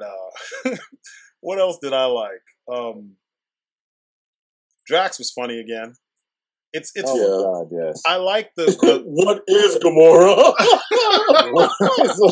I'll tell you what better. What is Gamora? It's like, where is Gamora? Yeah, it was. Who is Gamora? Like, What is Gamora? They're still doing she said what or why, like why is Gamora? No, he said why is Gamora? Yeah. Like why is Gamora? He's still that joke. He's like a one note joke, or you know what I mean? Like that's it. But the joke just keeps on giving. Like the fact that he's so literal and shit. It still works. He was trying to be invisible. Where did they get Zag nuts from in space? Who knows? Who knows? Like I've mastered the art of being invisible. Like, no, you haven't. Yeah, they did a good job with him. I dug. I still don't like this Spider-Man. I mean, Tom Holland is cool, but what they do with Spider-Man is not. I'm not impressed. Like, he always feels like he's just so inexperienced, even with the powers. I mean, that it's like, what's the point in having him there? He did a couple cool things during the fight with Thanos, but like in general, it was like, what are you actually bringing? Like, you're not doing anything. Like the coolest shit was the suit, and it's like the suit did automatically. Yeah, and they keep on doing that with him, where like he's cool because he's wearing this cool suit, and it's like that's not Spider-Man, But didn't we have a line like that in Homecoming about like if you can't do it without the suit, then are you really a hero? Exactly. But yeah, in this movie, it was 99% suit. Yeah. We're OP. I know he's OP, man. It's like, but yeah, it's. I wish they would. I was actually a little happy he died too. Because it's so wrong. When he started to fade away, I was like, good, because I hate him. Just I would have been really pissed if they kept like a bunch of the major characters and then they kind of just made everyone else expendable. I was like, for you to have the impact that you need, some of these major characters needed to die. Like I was waiting to see whether Cap or Tony would go, which one would go. And when they were both there, I was like, well, you got to take out somebody else that's a major player in this, because everybody's looking to Spider-Man to be the next big thing. So when he started to fade, I was like, good, like take him too. Yeah. So they took out both the Cap's best friends. That's true. Yeah, freaking Rocket's the only Guardian of the Galaxy left. That's true too. So yeah, it's like mostly human characters. It's mostly the first. It's the first bunch of Avengers mostly. Yeah, like and T'Challa. I was like, that was one where I was like, oh, I couldn't believe that when that happened. I was like, you got to be fucking kidding me! I think I said that shit out loud too. I was like, get the fuck out of here! Really? I'm like, and again, like I assumed that scene was supposed to be like a big like emotional like supposed to really hit me in the feels as a kid. Shit, it did when Okoye started crying. I was like, man, I'm with you, woman. I was feeling that. Right with you. I know Wakanda forever. You're never supposed to freeze. Why are you freezing? It's like, you said you'd never freeze. It's ridiculous. And then freaking like it was weird because Spidey was also like seemed like the only one that was aware that he was like, fading and see, I said the same thing, and Glenn pointed out something that I didn't even think about. Because he has spider sense, and they use his spider sense a little differently than what we've seen in the past. He probably knew something was up before everyone else. He felt it before others felt it.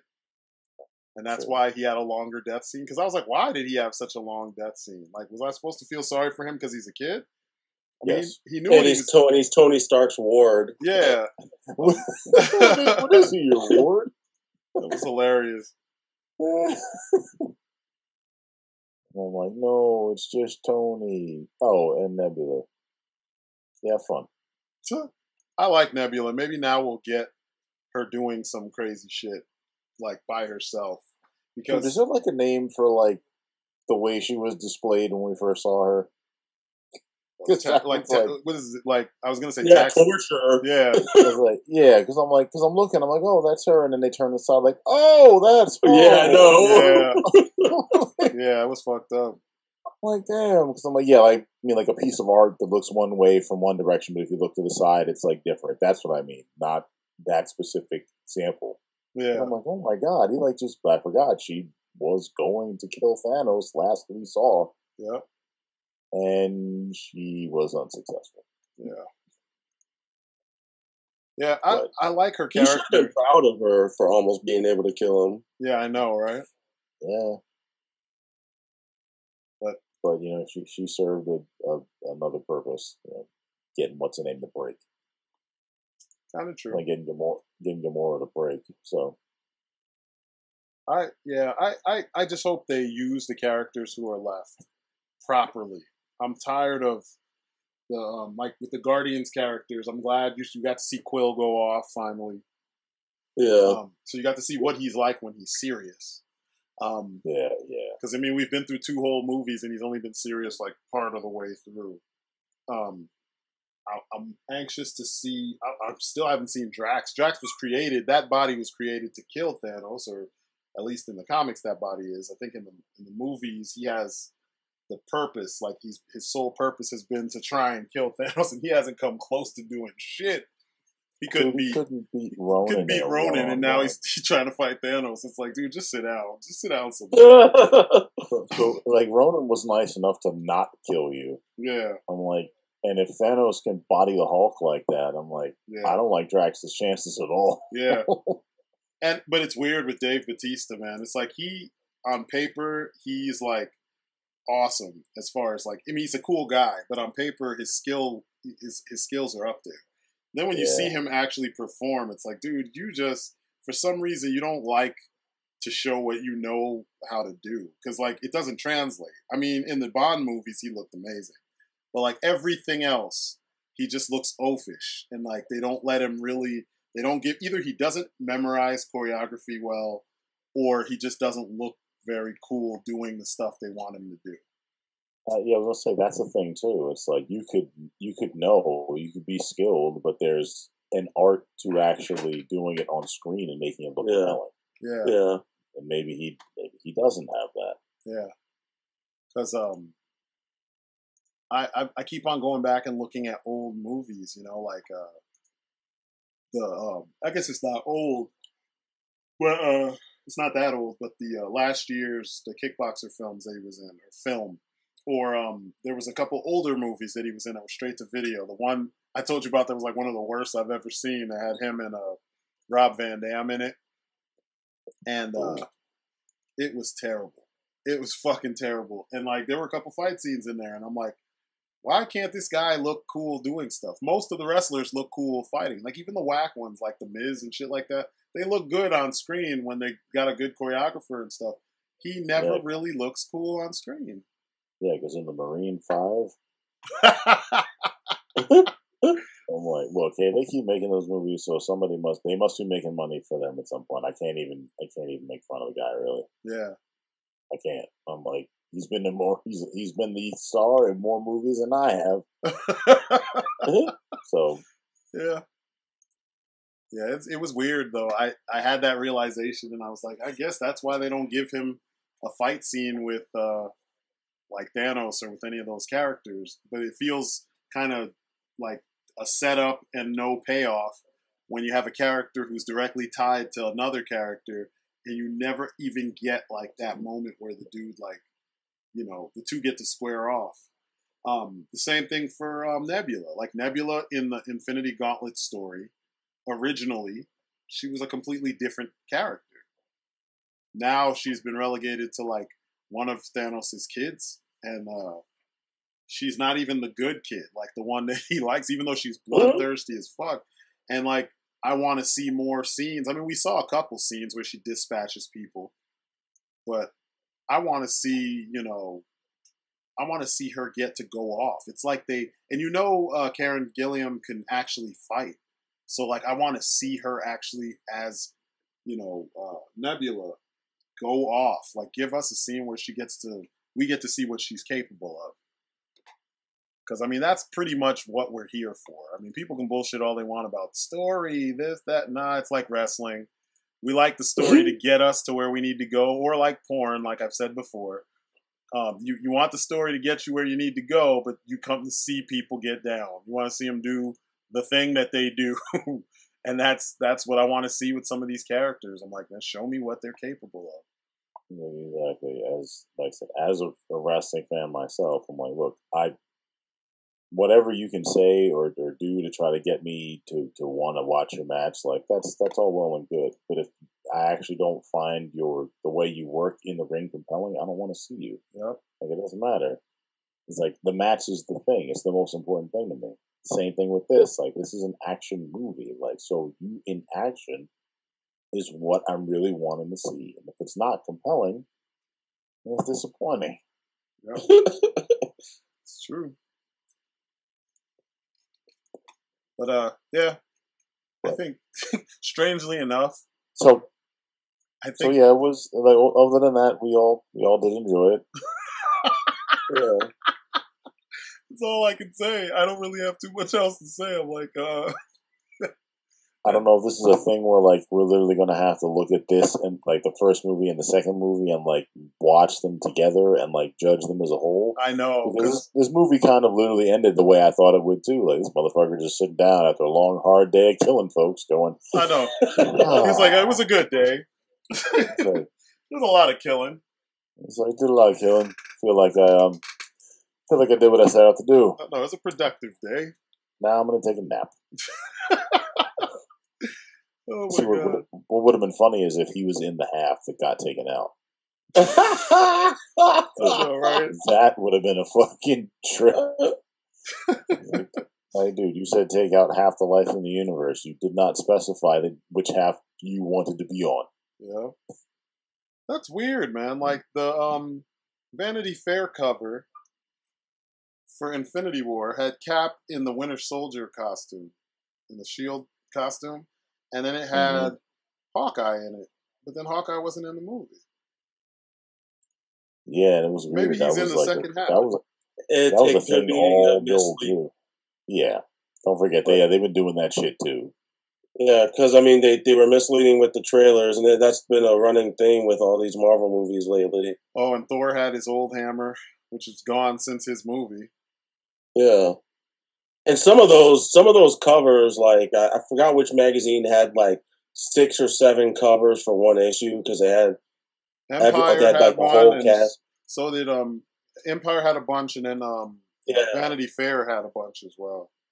Yeah, and some of those images were like stock images from promotional materials for that movie. They were just like photoshopping the people in the some of them people were posing. They were actually posing for the shoot for the covers, and then some of those covers were just like I noticed there was images from the movie posters used in place of the characters on a few of those magazine covers. Huh. Yeah, these all look official, but yeah, it wouldn't surprise me if that was the case. You know, I just thought of something. What's up? 'Cause, like I said, I'm still going over this article, and they mentioned something about like the safety and condition of the stones. If destroying the stones is an option, and we've already seen that they can be destroyed. Why didn't they just do that? I know. Like, what would happen to the universe if the stones disappeared? We'd be safe. If we just said, all right, wait, he's collecting all of these. He wants all of them. What's he gonna do? All right, we got 2 choices: either kill him. Actually, we got 3 choices: stop him, destroy the stones, or both. I know, right? Like I say, we do both just in case one doesn't work. And you don't have to destroy the soul stone because that's going to be hard as hell to get. Exactly. Look in the I just sent you something. Check it out. Sorry. Oh, wow. God. Wow.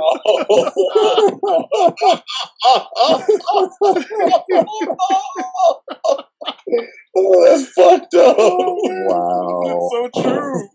It's so true. I did, yeah, man. He definitely he started. Wow, yeah, friggin' 2012, exactly. Yeah, he was actually purple, and then like Yeah. now he's like pink.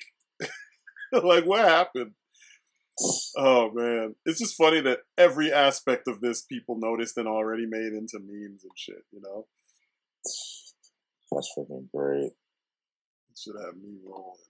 I mean, his face is so different. Yeah, Yeah, they went all in on like the wrinkle in the detail before, and now this dude basically looks like freaking Bruce Willis. he does look like. Oh Bruce shit! Sammy stole some. God damn. Yeah, man. Yeah. And yeah, that is a real picture of Sammy Sosa that is not altered at all. I know, and he's all weird looking like fucking Children of the Corn and shit. It's like, what is going on? Oh man. But what, man? Like friggin' Bucky couldn't find a barber down there. I know, right? The Wakandan magic buzzers didn't have a setting for white guy, you know. Yeah, he's like, no, it's just growing. No, he was that he's that retired military man living the quiet life in the woods. I know, right? He's retired. I mean, that's exactly like you see him throwing bales of hair or whatever. Like they had the whole setup. He's Mark Wahlberg from Shooter. I know, right? I know. I'm trying to get out, and you keep pulling me back in. Like, yeah. Oh my god. Yeah, man. I don't know. I wish there was a little more of Bucky actually doing, cool shit. Like, I wish they didn't just make the White Wolf be what they call the one white dude in Wakanda, because the White Wolf and all that stuff, that's a whole like team. I wanted to see all that. Oh yeah, the Hetat Zaras. Yeah. They didn't even, like I said, missed a lot of missed opportunities that. That's why I said the Black Order would have lost. Yeah. If they had all that shit. I mean, but by the time Thanos teleported in and did what he did, they had already lost. So, like, why not just have them like, imagine if it looked like they were winning, and then Thanos shows up.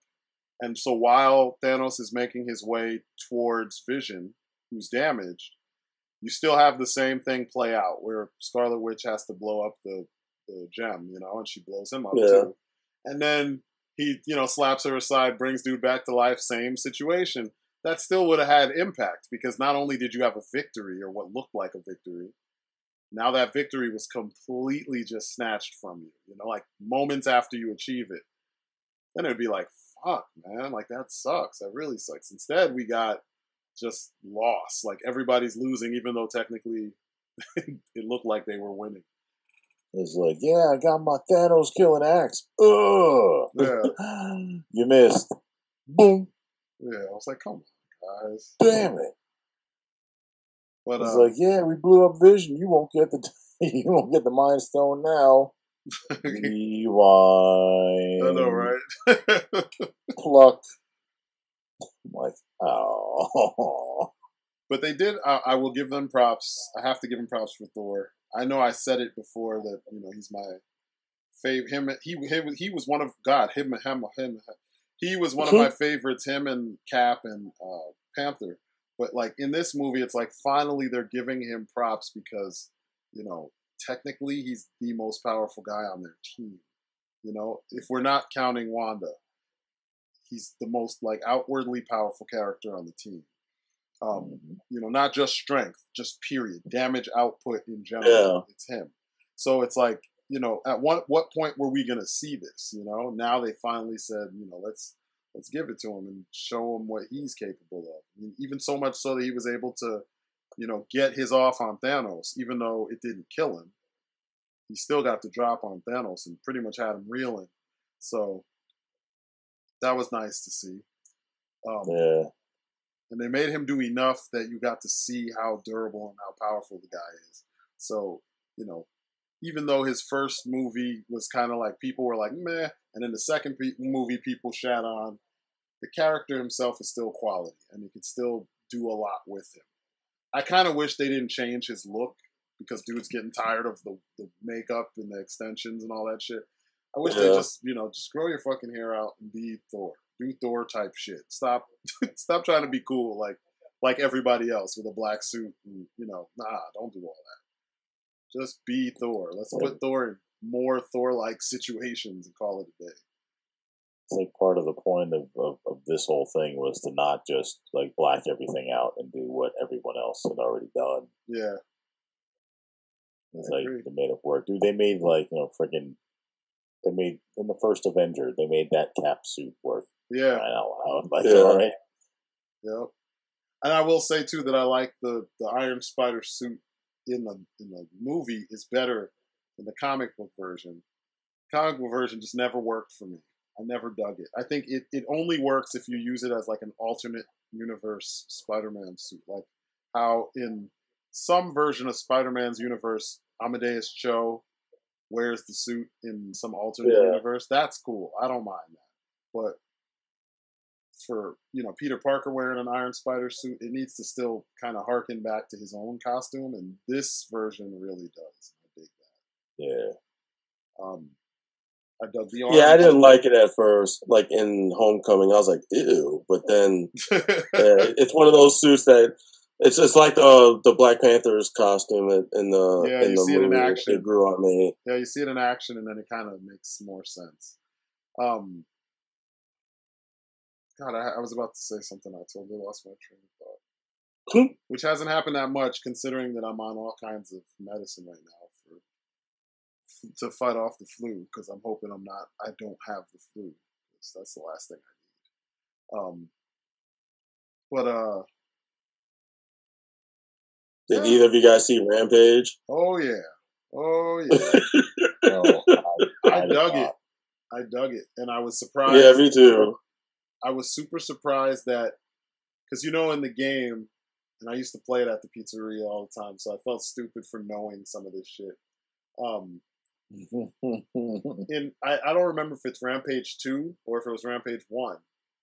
There was like a chicken, and there was like a monkey or something, and there was a dude, like a guy with powers that kind of looked like a bootleg Ultraman. I think he was like green and yellow or something like that. I think that was 2. It might have been the sequel. But I was thinking, like, there's the scene where he gets shot and then they leave, and then he's in the room with all the different vials. I was thinking, you thought he was going to take it? He was going to take one of the vials, and he was going to make him heal, so that in the end fight he could be jumping around, or he could punch one of the big ass monsters or something. But they didn't even. They could have done it and got away with it, and they didn't even go there. They kept it real, like, consistent with the tone they had been going by, and it was surprisingly like intense. I didn't think, like, when Deathstroke got killed. Yeah, I was like, that whole scene was like a horror movie. Yeah, and it was funny. So like, Nico wanted to go see it. Little shit. Oh shit! So I was like, I'm like, okay, let's go see it. So we go and we see it, and I had to cover his eyes like 50 different times, man. And like, I'm like, dude, next time I'm gonna go see it first, because that's the rule. That's what I normally do. But yeah. He had been bugging me, and then he was sick one day that we were gonna go. So I was just like, fuck it, this day we're gonna go see it. So we went on last Friday or last Thursday, something like that. No, it was the week before, because it was before Avengers came out, and he couldn't sleep. He was like, I'm not scared the whole time we're watching the movie. He's like, it's cool. It would be scary if I was there, but it's not scary. I'm not scared. I'm like, tell the truth, because we can leave. This was like when the movie opened, I was like, what the fuck is this? Some dude. Oh yeah, with that rat. Remember the first thing? Space rat. Well, the first thing you see is like a dead body with like the eye gouged out, floating in space, and I was like, what movie is this? Like, what the fuck? When did this turn? When did this turn into? Where did this come from? And then like, I covered his eyes so he didn't see that part, and then we're watching and we see the rat running around, and we're like, holy shit, this is kind of intense.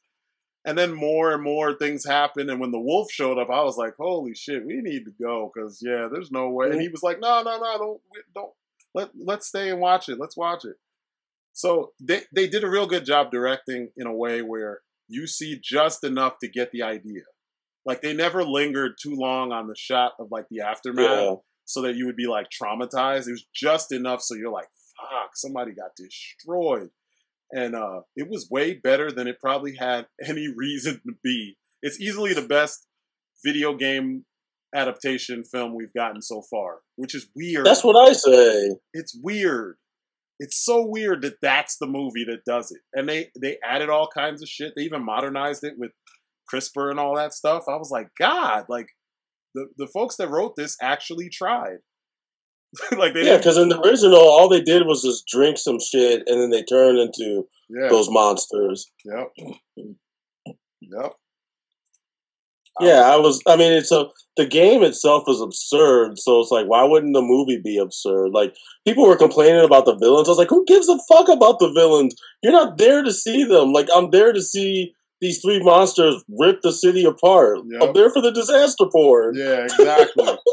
And they gave you that. Like, I loved how the wolf was like tossing tanks and shit. Yeah. Yeah, man, it was dope. It was dope. Yeah, all of that, man. It was dope. I was impressed, man. Like, at the end, they did what Avengers didn't do. Like, you know how I said, like, you set the stage for some insanity, but then you didn't go forward with the insanity. This movie, like, set the stage for some insanity and then kept it going. And every time they kept it going, they would one-up themselves, and it would get crazier and crazier. And, like, when he gets the way they killed the main chick, and then at the same time it gave them back George. The fact that right after that, The Rock literally was like in full cheese mode, like, let's kick some ass. And he turns around, and it had the shot where he's looking at the bad guys, and he's breathing all hard and shit, trying to be cool. And you're like, wow, they're about to actually do some crazy shit. And they did some crazy shit. You got the little dude running, dodging all the disaster that's happening around him, And then you had George just flipping and rolling and climbing and kicking shit, and it just was nuts. And when the fucking big ass alligator thing ripped the head off the wolf and just threw it up and then swallowed it, I was like, whoa. Yeah. Because it was so quick. Like, everybody else got grabbed, and then he would try to roll with them, and they would get out somehow. And then the wolf, it had like one of those helmet cam shots where the wolf's head was like, the neck was caught in the jaws of the alligator. He didn't make it. And he couldn't get out. You could see it on his face. He's like, oh shit, I'm gonna die. And then it cut to like kind of a longer shot where you're seeing them kind of a little bit farther away from the from the camera, and it was just like crunch. He threw the head up and just was like, nope. And it was done. I'm like, wow. That shot when The Rock is running on that building, and you see Lizzie underneath through the window coming out. Yeah, man, they did a damn good job with a lot of that. Yeah, they did. I was impressed. I was super impressed, man. And when his name Davis Okoye, I was like, seriously? I was like, no. You really capitalized off of Black Panther like that? Like, I was impressed. I was impressed. Or the fact that the villain chick, so like the old font for Rampage had the monkey's hand or the ape's hand pushing through the P, and he's holding a chick with brown hair in a red dress. And then at the end, when George eats the villain, she's wearing a red dress. It's a chick with white chick with brown hair. It's like all these little things they paid attention to, or like the fact that the wolf could fly. I forgot that the fucking wolf flew in the game, because that's how you would get from building to building. He definitely could fly. They did a good job. They even had obviously they had the console game in the office of the villain. Yeah. In the background. And then there was like a shot where you see George on the side of a building, and the shot's pulled way the fuck back. Yeah. Because you see him reach in through the window grab something and eat it, but they don't show you what it is because it's too far away. But you know he ate a person because if you played the game, that's what you did. Yeah. Yeah, they just had all kinds of little Easter eggs like that in there that I thought was really cool. Yeah. It was so true to the game. Yeah. I don't know.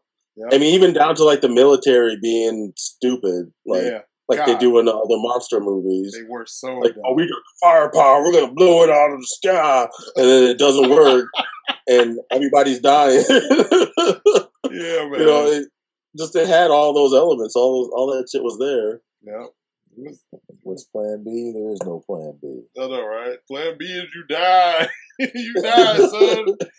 Yeah, they did a good job. They did such a good job. Like, I mean, the whole time I was impressed at the tone of the film. Like, it never, even though it's The Rock and people say, oh, the movie's absurd, it makes no sense. It's like, it's supposed to. That's the whole point. Yeah. It's a crazy ass, like, what if scenario.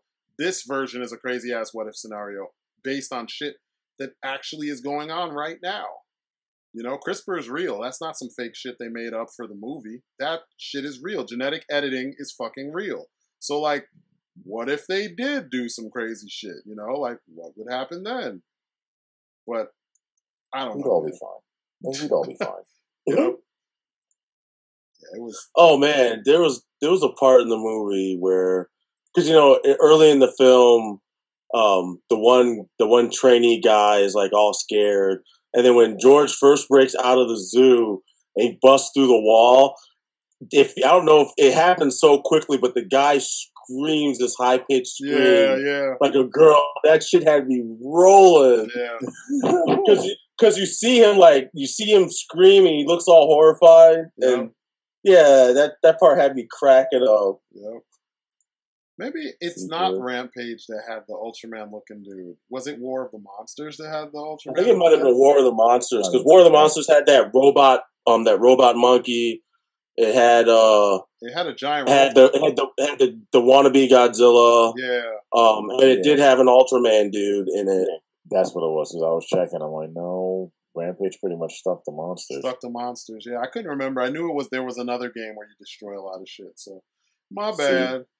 See, I played the hell out of that game too. See George, he no laugh. He cried. Yeah, they did a good job, man. I was impressed, man. It never got to that point where I felt like the movie was like making fun of the thing it was based on. It was like they went balls deep, just like 100% committed, you know, to giving you what you're there for. And I dig that. I mean, if there's one thing I got to give The Rock props for, is that he understands the genre that he fits in. And he doesn't like half-step it either. Like, it's going to be balls to the wall action at some point, if that's the movie, the type of movie he's in. You know what I mean? He won't try to fake the funk and make it some thoughtful bullshit. You know, like, I hate when they do that, where the premise is like an action movie, but let's try to present it to you in a realistic fashion. No, that's not why I'm here. I want the fucking, you know, balls to the wall, crazy ass action that could not happen in real life. That's why I watch movies. No. I know. Who would want that? No. I know. I'm actually kind of interested to see Skyscraper. Yeah. Yeah, I wasn't at first, but even though that jump at the end, I'm like, yeah, that should be the end of the movie. I know, you're not gonna make it. He ain't gonna make it. Yeah, we were laughing at that, but at the same time, I was like, you know, maybe it'll be good. Who knows? Because he seems to be pretty damn unstoppable when it comes to making movies. Well, don't forget, like, you know, he was in Baywatch, but in the same year he was in Jumanji. So, yeah, it's it's like feast or famine with him. It's very true. They're already talking about making a Jumanji 3. Jesus Christ. With him in it? Yeah. I'm like, but you guys haven't even done the second movie yet. Yeah. Wait, are they? Yeah, this is a reboot. They technically aren't acknowledging the first one. So, damn. Yeah, that's weird. License to print money. Pretty much. Maybe. Pretty much. It's like, you don't even know if the second one's going to do as well as the first one did. Like, Focus on making the next movie good before you start talking about the third movie. Yeah. Just don't do what the Matrix did and try to make both of them at the same time. I know, right? I can't find this Ultraman dude. I swear, I'm looking at War of the Monsters and I'm looking at the roster for that, and I don't see the Ultraman dude. I see the robot that looks kind of like Translor Z or Mazinkaiser or whatever, Or Mazinger. But I don't see the Ultraman dude. So maybe he was in one of the Rampage games. I'm not seeing him at all. It's so weird. Oh wait, no, it's not War of the Monsters. The game I'm talking about was on the Neo Geo, but I forgot what the name of that game was. Because that one had a robot. It had a robot. Ape. It had a robot ape. I think I'm looking at pictures of it right now. It's like, what's it called? It's like a 3D. It's like a 3D plane. Like, oh, this was 2D. It was. I'm sure it was 2D. Yeah, because it. It is. It's called King of the Monsters. King of the Monsters. And he was yellow and white. That's what it was. Yeah. Okay, that's the game I'm thinking of. That's what I was thinking of too. Because it's like the isometric view, and this is what I played more of. I didn't play Rampage as much. I played this more. That's why my first thought was that. You know what I mean? Like when I was thinking about all that craziness going on, and I was like, there was an Ultraman dude in one of these games. I thought it was Rampage, but damn, they really jacked their shit. God. And the robot monkey, I remember that because he was in he ended up in I think his name was Congar, and he ended up in one of the what was it, Battle Coliseum or some shit. He was in Neo Geo Battle Coliseum, and because they had all the obscure characters in that game. I used to have that game. I don't even know what I did with that shit. I don't know if I traded it to somebody or something. I have to try and get. I think I do have it. I have it on my on Coin Ops, so probably play it on that. But I might need to get that again.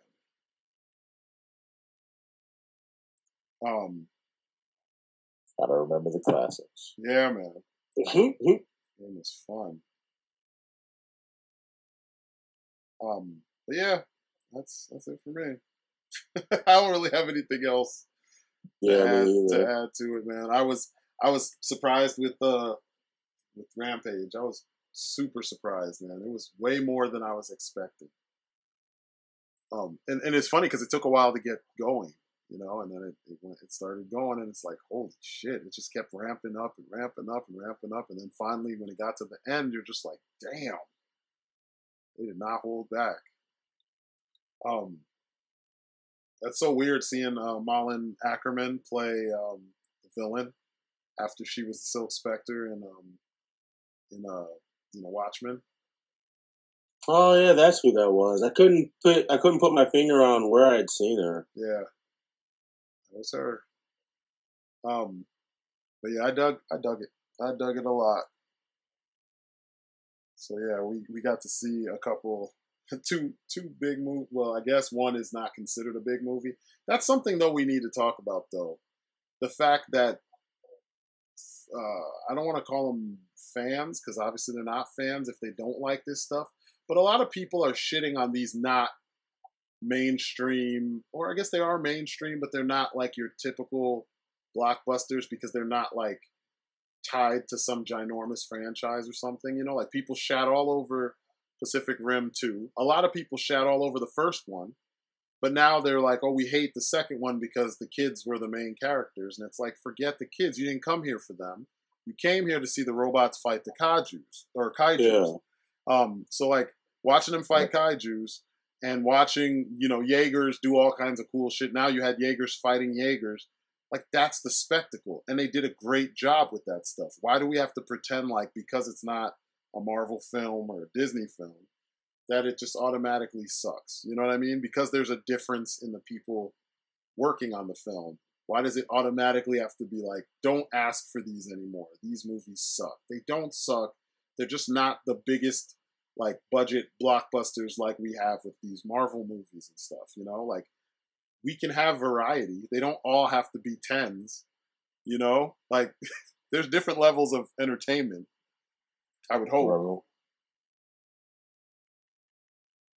I mean, what do you guys think about these things? Remember when people used to just hate on sequels in general? Yeah, I know. Right? Like Marvel, everything's the part of a franchise, and then you got James Cameron hoping that people like it get to the point of superhero fatigue at some point. I'm like, apparently you're not realizing that like superhero movies are helping keep theaters open. Yeah. Plus, I'm tired of that self-proclaimed prophecy or self-fulfilling prophecy of the superhero movie bubble bursting. Yeah, it's gonna burst if you guys keep saying that. You're almost willing it to happen. Well, it's gonna burst if they don't try to switch it up. Because they're putting all their faith in one genre, and then the fact that that's all they're mostly pumping out, it's almost guaranteeing that there will be a moment where the fatigue will set in. Because I mean, we've never really been able to sustain 100% based on one genre. I mean, the last big time they did that, they did it with fucking westerns and shit. You know, they did it with kung fu movies for a little while, and that shit didn't work. But I mean, it didn't work because they started putting out shit. Like, well, they always will. Like, I mean, all of them won't be tens. That's the problem. I mean, yeah, but I don't know. I guess I feel like there's so much you could pull from that you shouldn't have an excuse to put out like a shit movie or be really lazy with it. Yeah, but skill levels of these teams vary so much, and then there's resources, and then there's the release schedules, and all that plays into what kind of film you end up with. If you have a production company that has unrealistic expectations for the schedule, they want this movie out in 8 months. They want this movie out in a year. You know what I mean? And they don't want to put the money in to make sure that the quality is there. They just want the end result. I mean, that's kind of, it's a possibility, and it's a thing that happens. Unfortunately, it shouldn't, but it does happen, I mean, like, you should. Yeah. Did you ever watch that? What's it called? It was the story of Canon Films that made like Cyborg and all that shit from back in the day. They made the Masters of the Universe movie and stuff in the 80s. And I never seen that. Yeah, it's called Electric Boogaloo or something like that. The story of Canon Films. It's something along those lines. It's like a goofy title. And they show you about how fucked up the management of that company was, and how like they were going to do a Spider-Man movie, and they didn't get they got the rights. They had the rights to do a Spider-Man movie, but they couldn't pull together a script. And their tactic was that they would advertise the film before they had even started writing or cast anybody. They'd just be like, oh yeah, we're making this movie and here's a poster. And so people would get hyped for it, and then the movie would never show up, and people would be like, what the fuck? So this would screw with their pull in the box office. Like, you wouldn't want to give them the time of day if they never actually make good on what they tell you they're going to make good on, like, people were just like, fuck these guys. So no one was investing in their films, not the way that they once were. Some of the stuff that they were going to use for the sequel to Cyborg was in Masters of the Universe. It's like, it's just, you got to see it just to hear all this weird craziness. The stuff they did with Superman, I think, which Superman movie was it? They did a treatment of Superman, or a version of Superman, or they were supposed to do one, and it was so bad. Was it Superman 3? Or was it Superman 4? One of them had something to do with Canon Films, and it just was so poorly done. But they didn't want to get rid of what they had, so they used the footage in something else. They used a lot of the footage and the sets and shit in something else. I'm doing a really bad job remembering this thing because I watched it so long ago. But if you get a chance, you should check it out. The whole thing's on YouTube. And I'm sure you could probably find the whole thing on like Netflix if that's where you prefer to watch stuff. But Canon Films was just a mess. And apparently some of these things are still done today. They're just not as out in the open as they were with Canon. Like the two guys that ran the company were just scandalous about how they spent their money. They cut funding from one movie, and then used that funding, that the exact amount that they took from that they cut from the other film, they'd use it for another film that's supposed to be released, at a later date, and then they just ramp up and try to release the movie earlier because now they had money.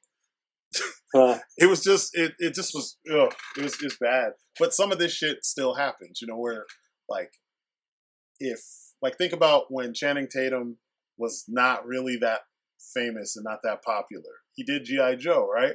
But then in between G.I. Joe and G.I. Joe Retaliation, he all of a sudden became a star. So then Retaliation was like, oh no, it can't be the way it was. Because initially it didn't really have much to do with Duke.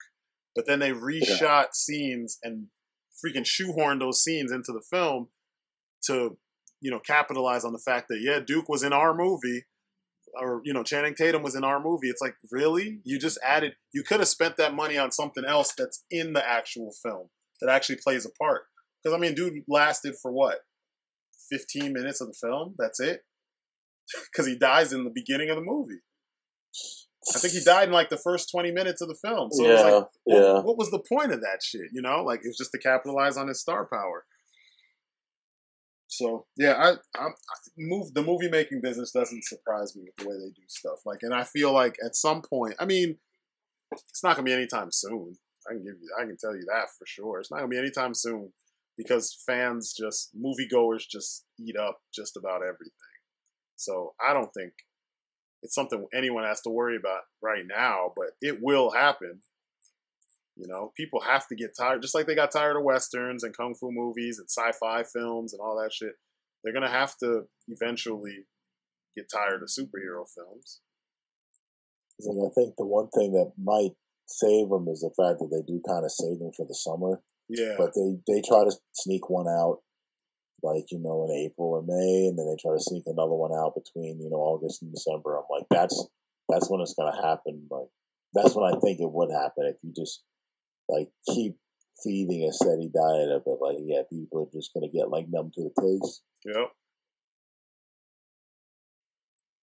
That's what they're entertaining for what they are. The thing that works about them is that they're almost universal. Yeah.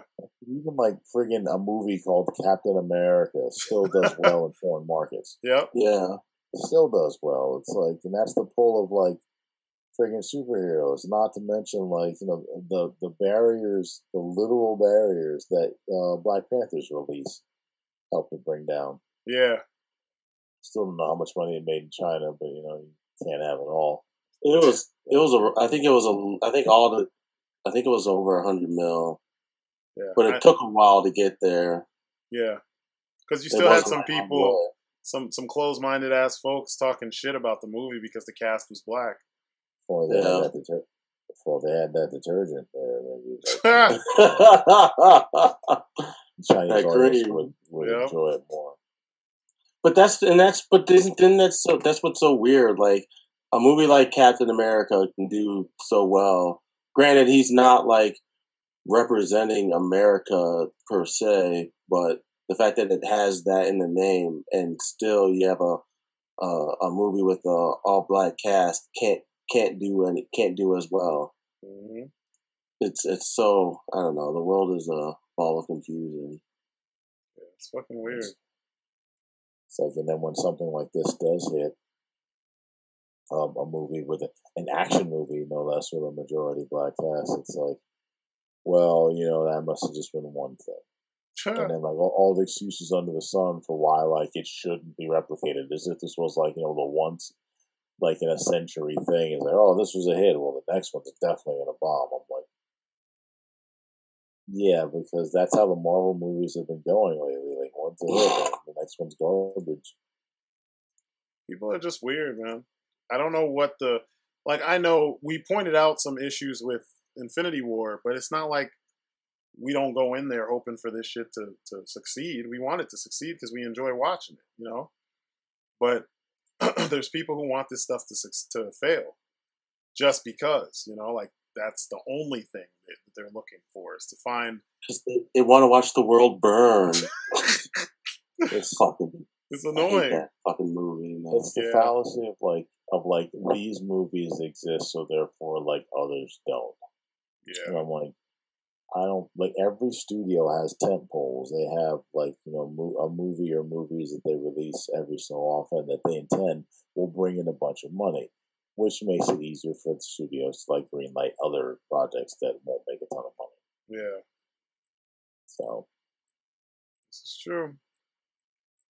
like, so I would not be rooting for the death of these movies all that much, because then I'm like, okay, well now where's your big money coming from? It's true. You don't know. Freaking romantic comedies? No. No. Come on, you didn't go see I Feel Pretty? I sure didn't. You know, bless Amy Schumer's heart. Good God. And I don't know. Unless she's a bad human being, I feel bad for her coming down whatever the hell that kidney shit was that she's got. Oh, what happened? She had some sort of kidney disorder. Like she's in the hospital, I believe, currently. Oh, I didn't know that. Yeah, I don't even pay attention to these guys like regular lives. I just watch movies and that's it. I watch regular news. It's and not like that's alcohol related, is it? Probably. I'm not going to say no. I'm not sure. Did you say I'm not going to say yes because I'm not sure. Mention Well, kidneys. damn, I was about to start talking about that movie, but now I'll feel bad if I do. It's like, no, you separate the art from the artist. Yeah. All right, well, in that case. Glad I could help.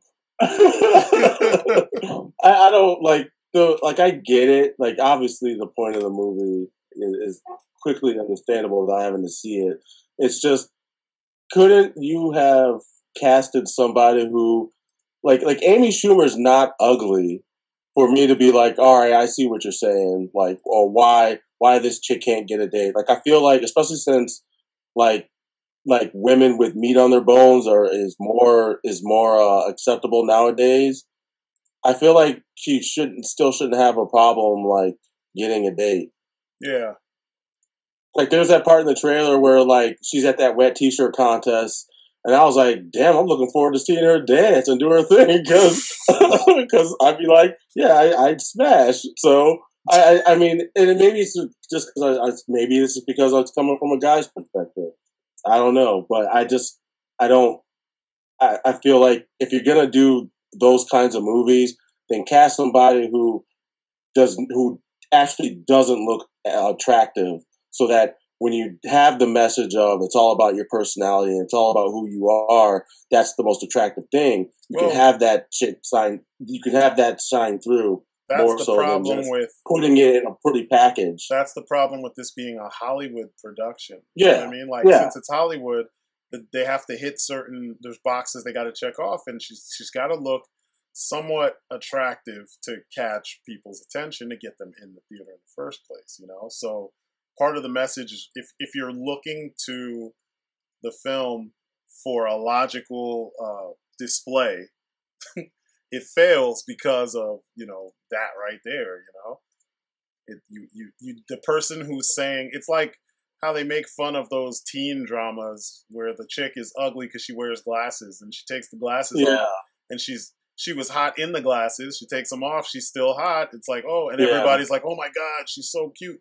It's like, wait up, wasn't she already that way beforehand? Like, come on. Yeah, I always used to laugh at that show, Ugly Betty, because I was like, she's not ugly. Yeah. She has braces and glasses, but she's still cute. So, like, I don't get, like, it's I see what you're doing, but it doesn't work if everybody still looks good. Like, if everybody looks like they're on the CW and the show's about being ugly, that doesn't make sense.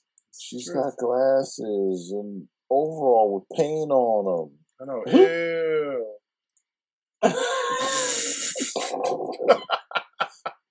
It's just weird, man. It's just not a realistic depiction of whatever it is they're trying to, you know, get across. And that's the problem, but you know, that's not what they're really going for.